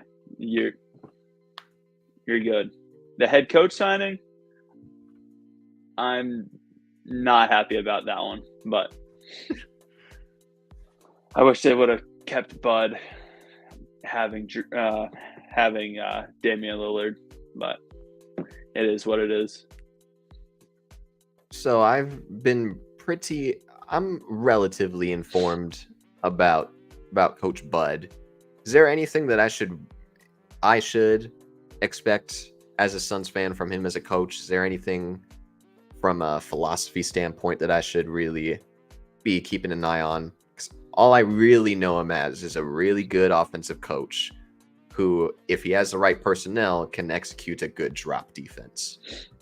Yes, he was great for the Bucks. Every year they would be a top 1, top 2 seed. Yeah. But when it comes to playoff time, you'll be like, dude, what is going on? My team is losing games. It's because he can't adjust. And the one year that he did was, I would say, a little fluky, but his adjustments just are very minimal, or they just don't work. Gotcha. You'll think he's the greatest head coach throughout the whole regular season. Then when it's playoff time, you're going to be like, man, this is rough. This sounds a lot like the Monty Williams problem, Yeah. because we also had a really tough time with adjustments. At least in the sense that, at least with Bud, at least the stuff that I've read about him is that he's so focused on, and really, it's good that he really believes in whatever he was running in the regular season, at least heading into like game one. And that's usually what he starts off his playoff series as, is like his game plans that he knows and trusts from the regular season. But I think I could cut down on the notion with him just a tad bit, because I do think that he can adjust just a little bit from the stuff that I've read. Like, he'll move off of his stuff. He's willing to move off of his stuff. But He's at the just beginning, unsuccessful. it's either unsuccessful. Well, I mean, you won a championship with him still. Some of it is still like Giannis really Say went a crazy. little. But at the same time, I think that there was a bit of an adjustment by having Drew speed up Chris Paul quite a bit in that finals. I think that was a different adjustment, considering that I thought that Drew was going to be on book full time, but they really sped up the Suns, which was something that not a lot of other teams were doing a good job of. Yeah. But he's stubborn in the sense that he'll start with his Oh, jeez, hold up. It's good.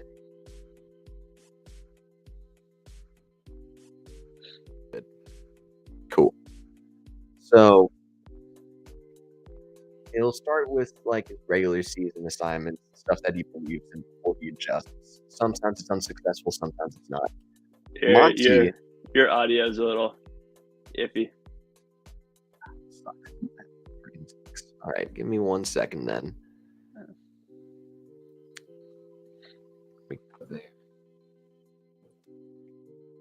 I hope that's good. Yeah, there you go. Cool. Monty didn't do a very good job of adjusting really at all. He was a very stubborn coach that really didn't throw out any of like the players that we were begging to see. Perhaps like if we would have seen somebody else get a little bit more playing time than the other, he would always stick to his guy, which was extremely frustrating in the later years because Landry Shamet was not a good basketball player at all. Yeah. A little rough. A little is putting it lightly. A lot rough.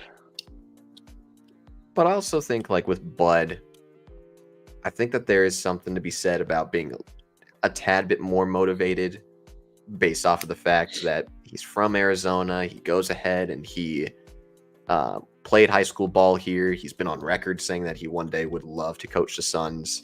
Now, whether or not he stays after a year is who remains to be seen, given this ownership. But I do think that there's a little bit of an extra chip on the shoulder where I think that he's going to perform his best here because there's just so much familiarity, something that he has dreamed of. And, you know, I'm looking at the hire with a lot more of an optimistic approach, at least way more than I did with Frank Vogel last year. Yeah.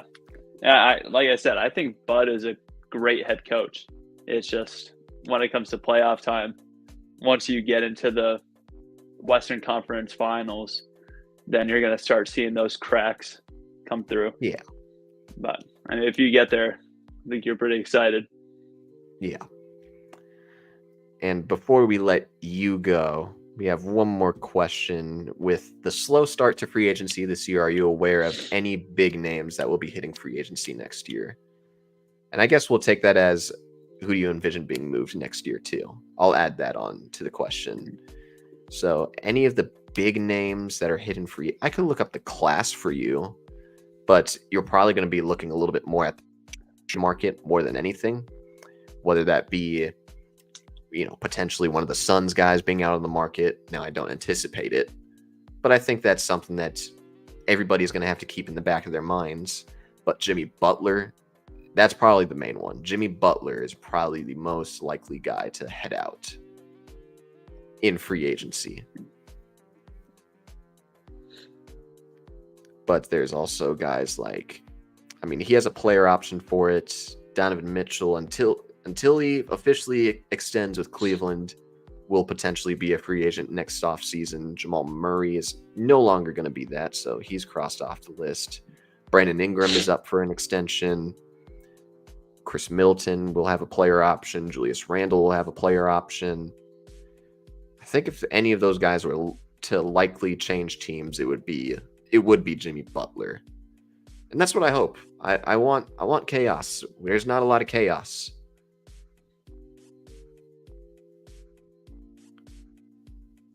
Oh wow, that's something.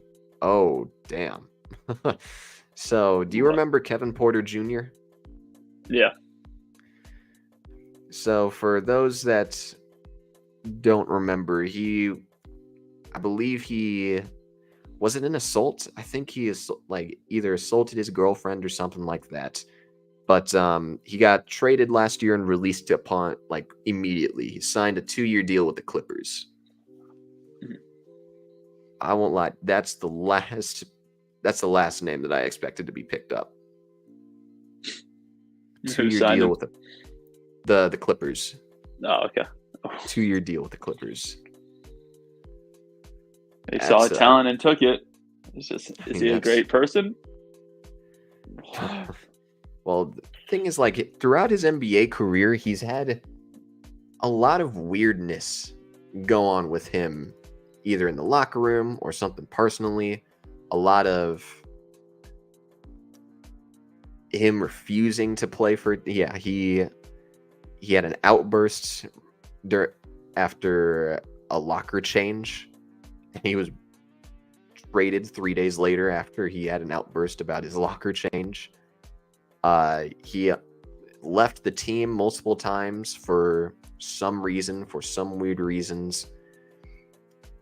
And then he gets hit with this assault charge.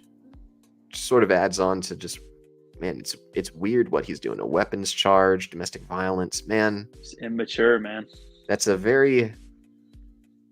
I mean, he had to fine 6 weeks or 6 months worth of play over in Greece. Man, that's a very what's the word? That's a shameful pickup. One of the two words. It's not. Jesus. Okay. So at this rate, we should probably expect them to pick up a Miles Bridges or something like that too, right? I mean, if you're going in, then you might as well go all in. Because this isn't like a. I'm not going to say it's it's surprising that they would pick him up, or any team would pick him up. Do you remember? So there was a lottery pick 2 years ago. His name was Josh Primo. He was a Spurs player. Had a pretty good rookie season. And then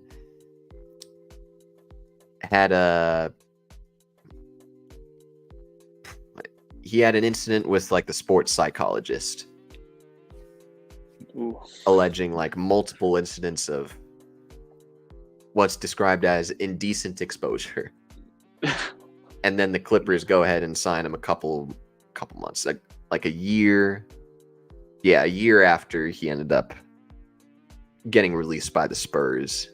So I can't say that it's all that surprising that a Clippers team would go after somebody that has issues like that. Or has a history. That's how I'll describe it. Has a history. Yeah. It's a strange signing, but hey, that's what they want to do to win a championship, then just go for it. Well, I can go ahead and say that I'm glad that's not my team. Yeah.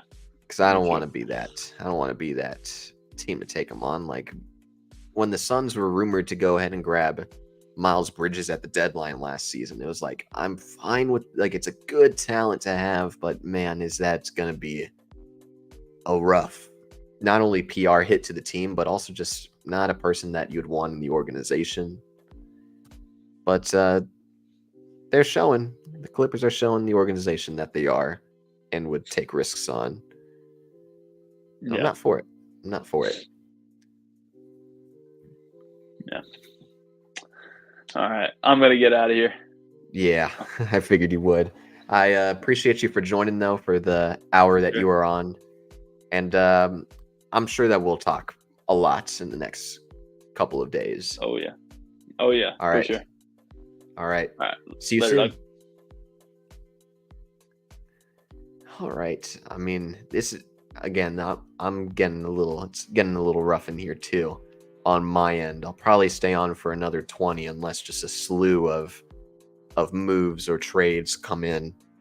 But the few of you that are in the chat, like again, I'm a complete open book. I'm trying to find stuff to talk about, but keep asking them questions. I'd love to answer some. Man. Okay, so I did find something.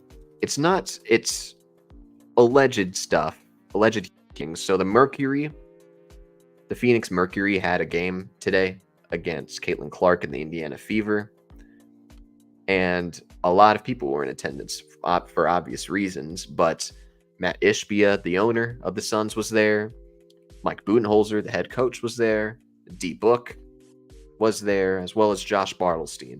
I think he's like a CEO / front office member. So allegedly, some fans that were nearby, they were Matt Ishbia and Mike Budenholzer were supposedly overheard talking about a center named Nick Richards. He's from the Charlotte Hornets, and reportedly that was a player that the team tried to go after at the deadline. He is much more of a backup big than anything else, but last year he had to start quite a few games last year due to Mark Williams being out for a majority of the year with a back injury. So he put up the best statistical production of his career, 10 points, 8 boards, about a block a game, about an assist per game on 69% shooting from the field. And was a pretty solid free throw shooter as well at 74. And you can't really expect centers to be the greatest of free throw shooters, but that's like he'd automatically be the worst starting center if you had him play as the starter for the Phoenix Suns. It's a good center. It's a way better backup option than what the team had last year. But if that were to be true, and they are trying to get Nick Richards, if they are trying to get Nick Richards, Jesus Christ.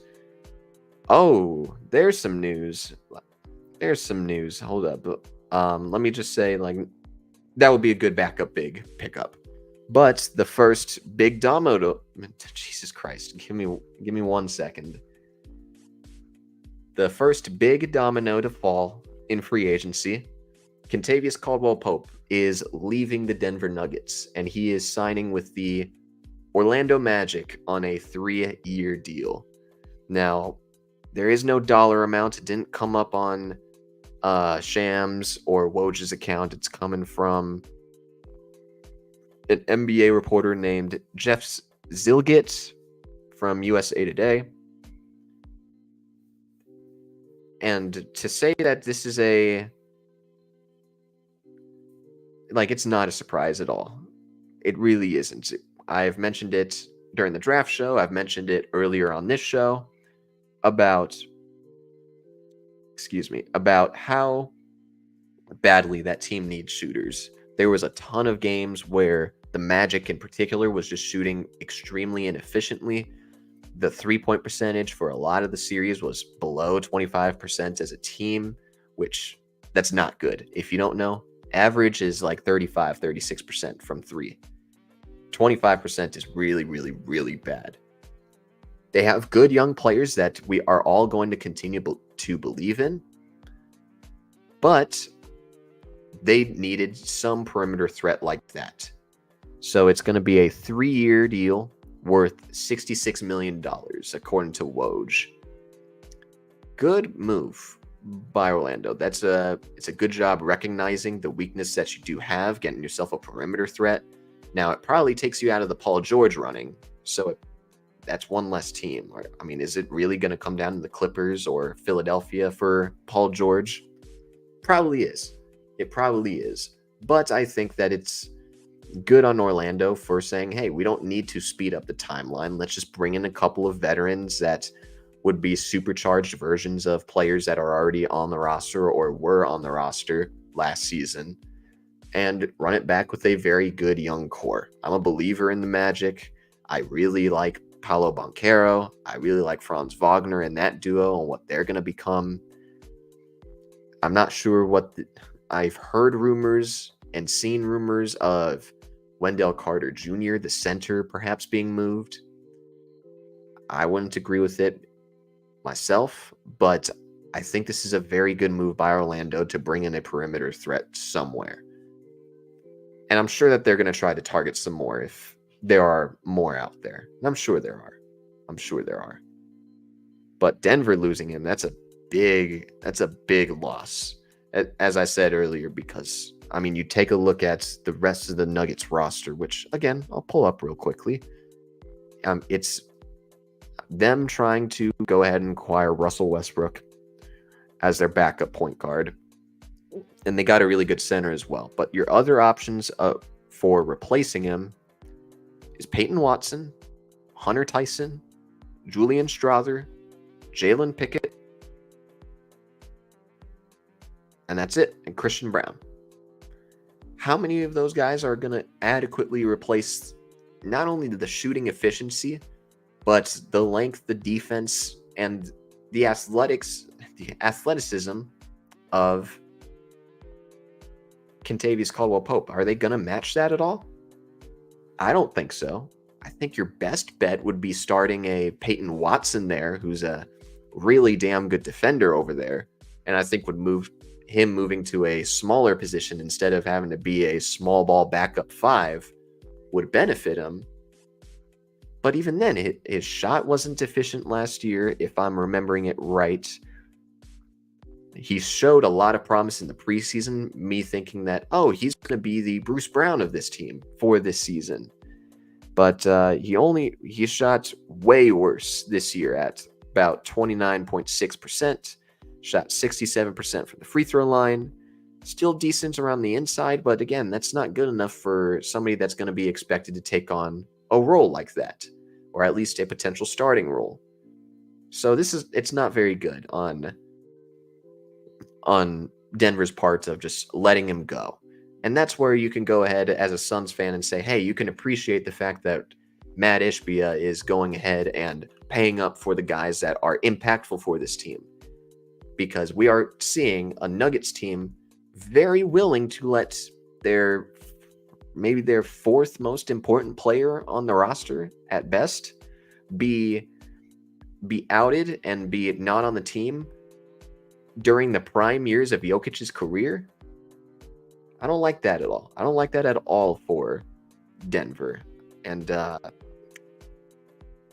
that's how I'll end it. I don't like that at all for Denver. A third-year player option for the third year is a player option for him.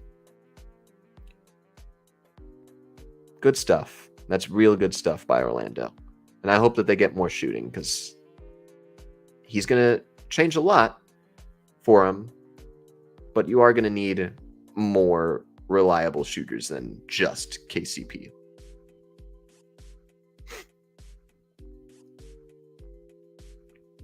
Yeah, I would think that it would have to be Peyton Watson because Caldwell Pope was one of the main point of attack guys on the roster. On the defensive end, like, is Jamal Murray going to take on those assignments? Probably not. It's like Watson is the more sensible option, but Watson really needs to elevate his offensive game to do so. And I'm not a believer in his offensive game really rising to that occasion, at least right now. But it does, in the immediate term, make Denver a much worse basketball team. And if they do acquire Russell Westbrook, I'm not going to be high on this offseason at all for him. They might be lower in my rankings than I would have liked.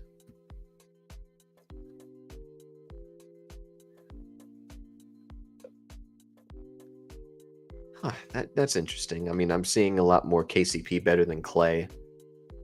Yeah, I would say KCP is more impactful than Clay.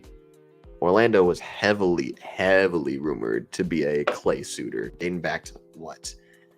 Like maybe the first half of this past season, they were rumored to be a Clay Thompson landing spot.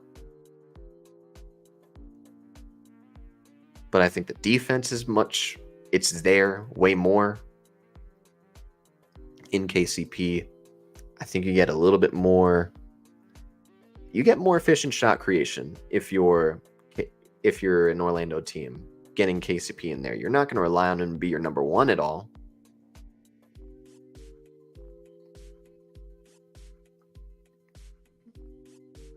Yes, I really like this a lot. KCP over Clay, it's a good take. And Orlando becomes a threat. Not credible enough to beat a Boston team or potentially a New York team. That's where I'll officially end it. That's where I'll officially end it after saying 4 or 5 times that I like it. And watch, that's going to be the last move for 30, 40 minutes being on this stream.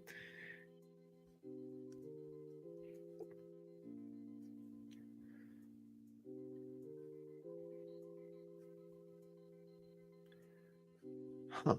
I am curious about that. So there's a guy named Tyus Jones. He's a point guard.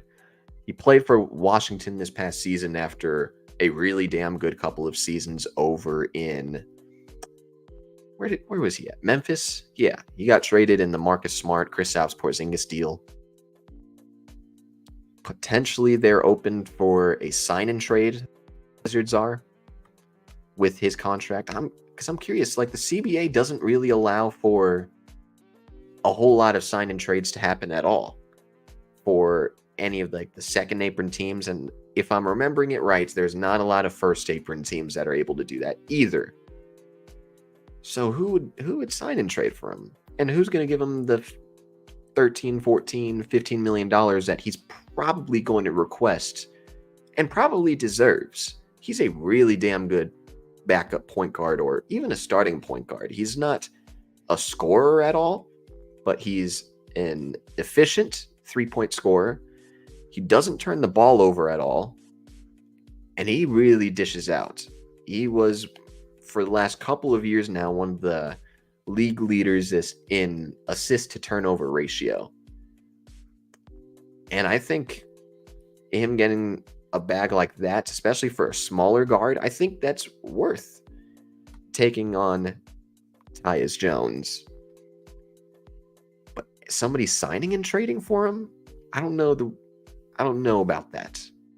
Like if I were to put money on it, like I think it would be funny if he went to San Antonio and teamed up with his brother, Trey Jones. But I'm not finding a whole lot of good potential destinations for the price tag that he's probably going to be asking for. I mean, maybe if you did a sign and trade with the Lakers. I mean, it's tough. It's really tough to come up with potential options for anybody. Anybody in free agency, anybody on the trade market, because we all have to be very mindful now.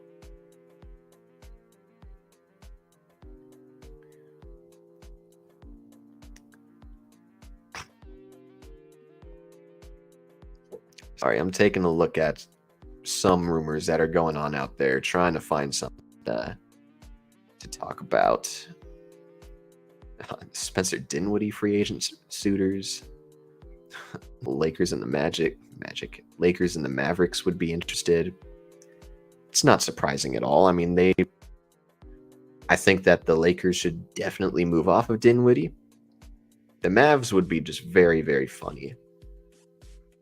But the weird thing is, like, both of those teams went after him in the trade market and the buyout market. And with the ultimately the Lakers going ahead and getting his services. And Dinwiddie has made it very clear that he chose the Lakers because he did not want to go back to Dallas after what had happened the previous year and a half or two. So, is he gonna bite the dust and go ahead and go back to Dallas or go back to the Lakers? I mean, I wouldn't be surprised at either of them. I wouldn't be surprised at either of them, but I would prefer Dinwiddie to try to get a fresh start elsewhere, especially out of a high pressure situation like the Lakers. And you're going to have to find the right team in terms of you don't want the highest of expectations or the highest pressure, but you definitely don't want to be on a losing team if you're Spencer Dinwiddie. And he's probably going to be available for a minimum after a pretty inefficient year last year.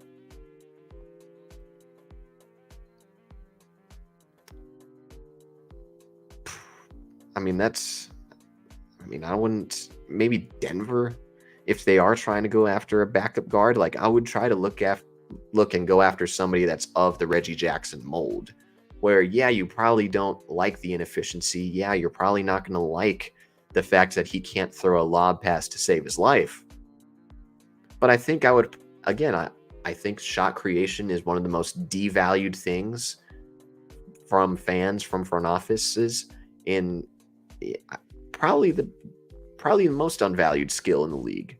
And I don't like that because you need players to hit tough shots, and Dinwiddie can hit tough shots. And I think there's a role there in Denver. I don't think that it's always that high pressured because I think we're all pretty comfortable in the fact that Denver is going to be one of the top contenders in the West for a very, very long time, and that they're not going to be outmatched a whole lot by the Dallases or the Clippers or the Lakers or the Suns or much like that. They could pose as threats, but I think you would trust Denver more. And plus, nobody goes over and covers Denver at all. So you would be in a pretty good spot if you were Dinwiddie. I think that would be my favorite fit over there. But you also have to be mindful of the fact that, yeah, he did have a bad year last year. He's getting a little bit older. It's stuff to keep in mind. That's for sure.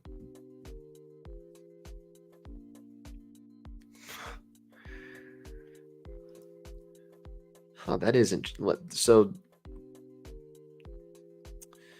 There's been a couple of re-signings that, smaller ones that we mentioned earlier on the stream. But before this, there was a re-signing that did catch my eye, and that was Obi Toppin. He was a forward for the Pacers who came over from the Knicks last offseason. Put up a pretty solid year. He showed a ton of offensive versatility in the playoffs last year for the Pacers, and he agreed to a 4-year, $60 million contract. And now I'm looking at it and I'm saying, yeah, that's a good player to have on your roster. I think that's a really solid contract for a guy that's going to be playing a good 20 to 25 minute per game role and is worthy of it. But last year we saw a lot of rapid development from certain guys, from himself, from Toppin, from Andrew Nembhard. They obviously acquired Pascal Siakam at the trade deadline. And it just feels like there is some players that are going to be left out of the rotation or out of their main plans, which is unfortunate in a lot of ways because I was a fan of Ben Mathurin and Jarris Walker. But I'm curious, there's so many guys that are really rising up the ranks. There's players that they value a little bit more. I think that they really want to continue to play Ben Shepherd a lot minutes. I think that they want TJ McConnell to finish his career as a Pacer. So I'm sitting here and I'm saying, can those two be attainable? Are they going to be available for trade at some point? Now, you're obviously going to have to give up just a little bit because, again, they are top 7, top 8 picks over the last 3 drafts or so. But I think those are players that you got to keep in mind as potential trade chips. And maybe the Pacers go out and say it's worth trading those guys for potentially somebody better. I think that's the one thing that I'll I'm going to keep in the back of my mind because I do think that the Pacers, knowing what they were able to accomplish last year and seeing the rapid development of so many young guys over there, do they try to go all in on a particular player or somebody of note on the trade market? I think that's fascinating. But I think that they'd be over the second apron by now too, so they might just be extremely limited.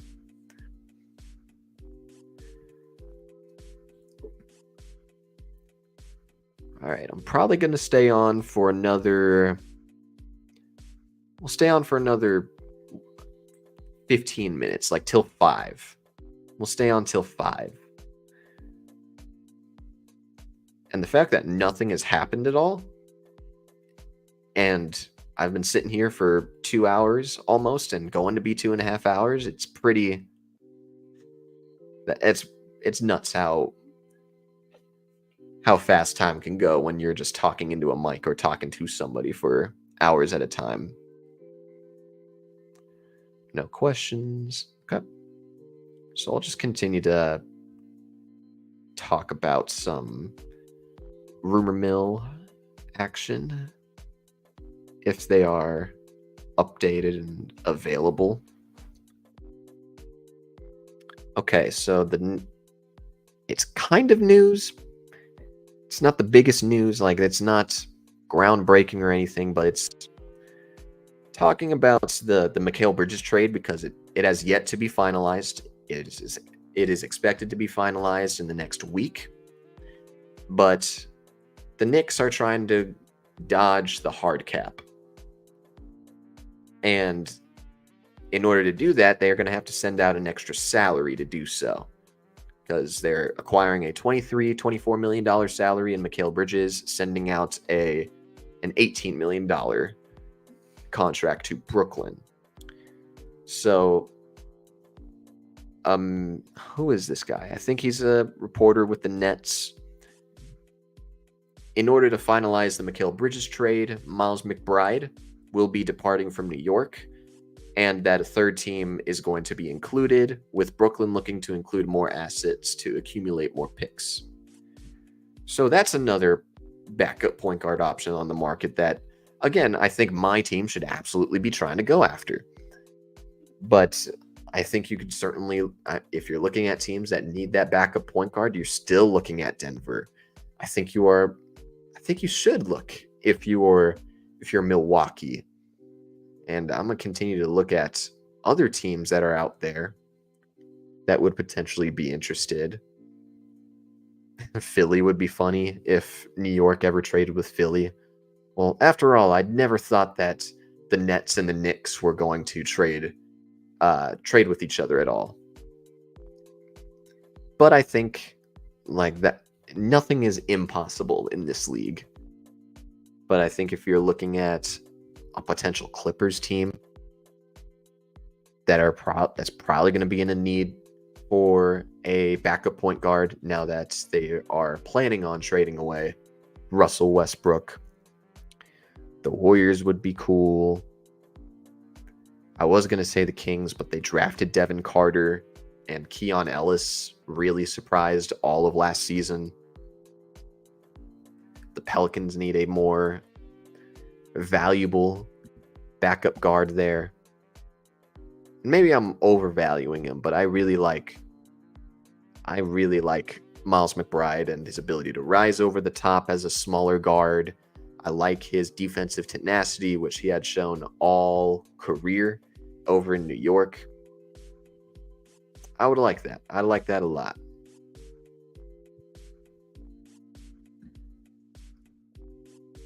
Oh, where was I going with that? Miles McBride, that's right. But I am curious, like, with what the Knicks end up doing after this Mikal Bridges trade. Because they are going to be in the second apron. I mean, they gave OG Anunoby similar money to Devin Booker at $210 million or something like that for Anunoby. They're trying to re-sign Hartenstein. They just let go of Precious Achiuwa. They had his restricted free agency rights, but they waived that off, and now he's an unrestricted free agent. So do they try to go out and grab back Hartenstein? If they lose him, are they truly going to keep Mitchell Robinson? I feel like he's on the trade block.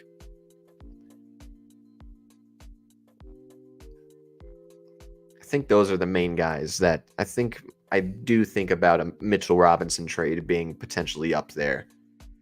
Mainly because I think a lot of other teams would give up something decent for one of the best rim protecting bigs in all of the NBA.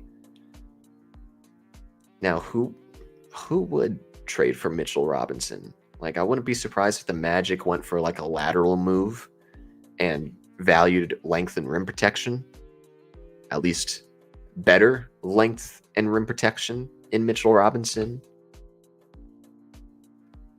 The Rockets would be fun.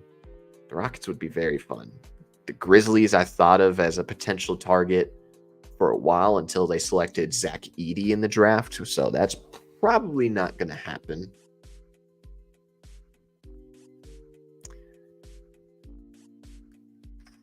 I mean, I'm trying. Heat would have been interesting. Man, it's tough. I'm really trying to find some suitors, and I keep mentioning Phoenix, but Phoenix, New Orleans, potentially. I mean, they're not really trying to grab a floor spacing center next to Zion, which is weird. But that would be somebody that I'd keep an eye out on. Not a lot for the Knicks, but I think that there's a level of intrigue on my end on what New York ends up doing with Hartenstein, how they end up trying to replace his role. Do they elevate Jericho Sims to another level?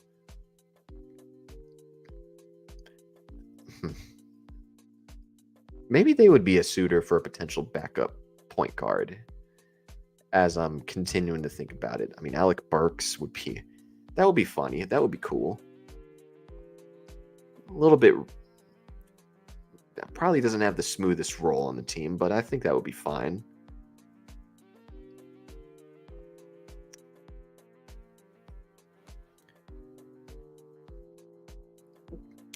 What team has made the best improvements thus far and early on in free agency?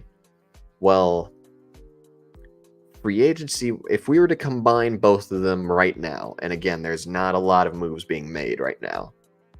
If you were to combine both of them, it is Orlando. They do get a lot of shooting. Tristan Da Silva in the draft, if I'm remembering it right, who I think I compared him to Cam Johnson as just a really tall catch and shoot guy, which is necessary for a team, like I've said, who desperately needs really good, really tall shooting. To go ahead and grab Kentavious Caldwell-Pope along with that, that's pretty damn good. That's really good shooters that you are acquiring, and it's a good job of the team just recognizing those weaknesses and not doubling down on the potential of Jalen Suggs getting a 40% three-point ball or Franz Wagner developing a 40% three-point ball on high volume. But they went ahead and acquired some guys that are going to be really, really good. Now, they still have $27 million left to spend. So if they went ahead and grabbed, let's look at the free agency list here real quickly. Let's see, who would be a home run signing at this point? They've had a really good offseason, so that's the first name that comes to mind. But we could talk about the draft real soon here. If they were to bring in, I was going to say maybe Tyus Jones, but I think that they are going to try to develop Anthony Black a little bit more, last year's number 6 overall pick. They are trying to bring back Joe Ingles on a new contract. He's still valuable to them, but I'm not high on him as a potential role player in a playoff setting for him. So I am looking a little bit more at their bigs. If they grabbed Isaiah Hartenstein, that would be nuts. but I do think that they are in the market for some type of center out there. And I think that those two in particular would be solid fits as a potential hybrid starter slash backup big for the Magic. So get yourself another center and you're golden if you're Orlando. But I do think that leads to a different question about the draft. I haven't gave out my full grades for each team yet, which I think I'm going to do a Twitter post at some point. Yeah, I'll do a post on Twitter at some point about it. But I think the process of the Suns draft was really, really good. I mean, they acquired more picks in return for the 22nd pick to end up in a bad draft class. Has good depth, but does not have the top guys. To have the 22nd pick and be able to trade back, acquire assets, get two players that are pretty solid fits for a Budenholzer team, and bringing in athletes, I think that they nailed that really, really nicely. I think that the Wolves had a really good draft by bringing in Rob Dillingham, who was my number 2 prospect in the draft class. And then also bringing in Terrence Shannon. That's just a lot of creation off of the bench, which, Terrence Shannon isn't necessarily a need, but you also should be looking at contingency plans for when Kyle Anderson leaves or when Nickeil Alexander-Walker is eventually going to get pushed out of the team.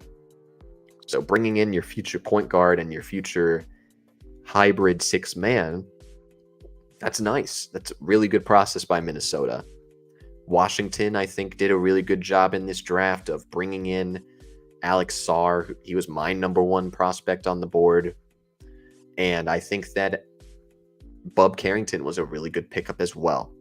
So I think about those teams in particular, and the Lakers. I do have to say the Lakers really did a good job of nailing the 17th overall pick, bringing in Dalton Connect. He was my number 11 player on the board. He was a really good microwave scorer, a really good shooter. And I think that you should be feeling very, very good about yourself as a Lakers fan if everything in this offseason plays out the way that you're expecting it to. Oh, man, there's truly nothing going on, man. This sucks. If this was maybe last year's or 2 years ago's offseason, we would be absolutely golden. But there's not a lot going on, and we are nearing 5 o'clock. And I think we're going to call it. I think we're going to call it for this stream. I'm sure that I'll come out with some episode later on about just reviewing some of these signings or some of the bigger moves that have been made.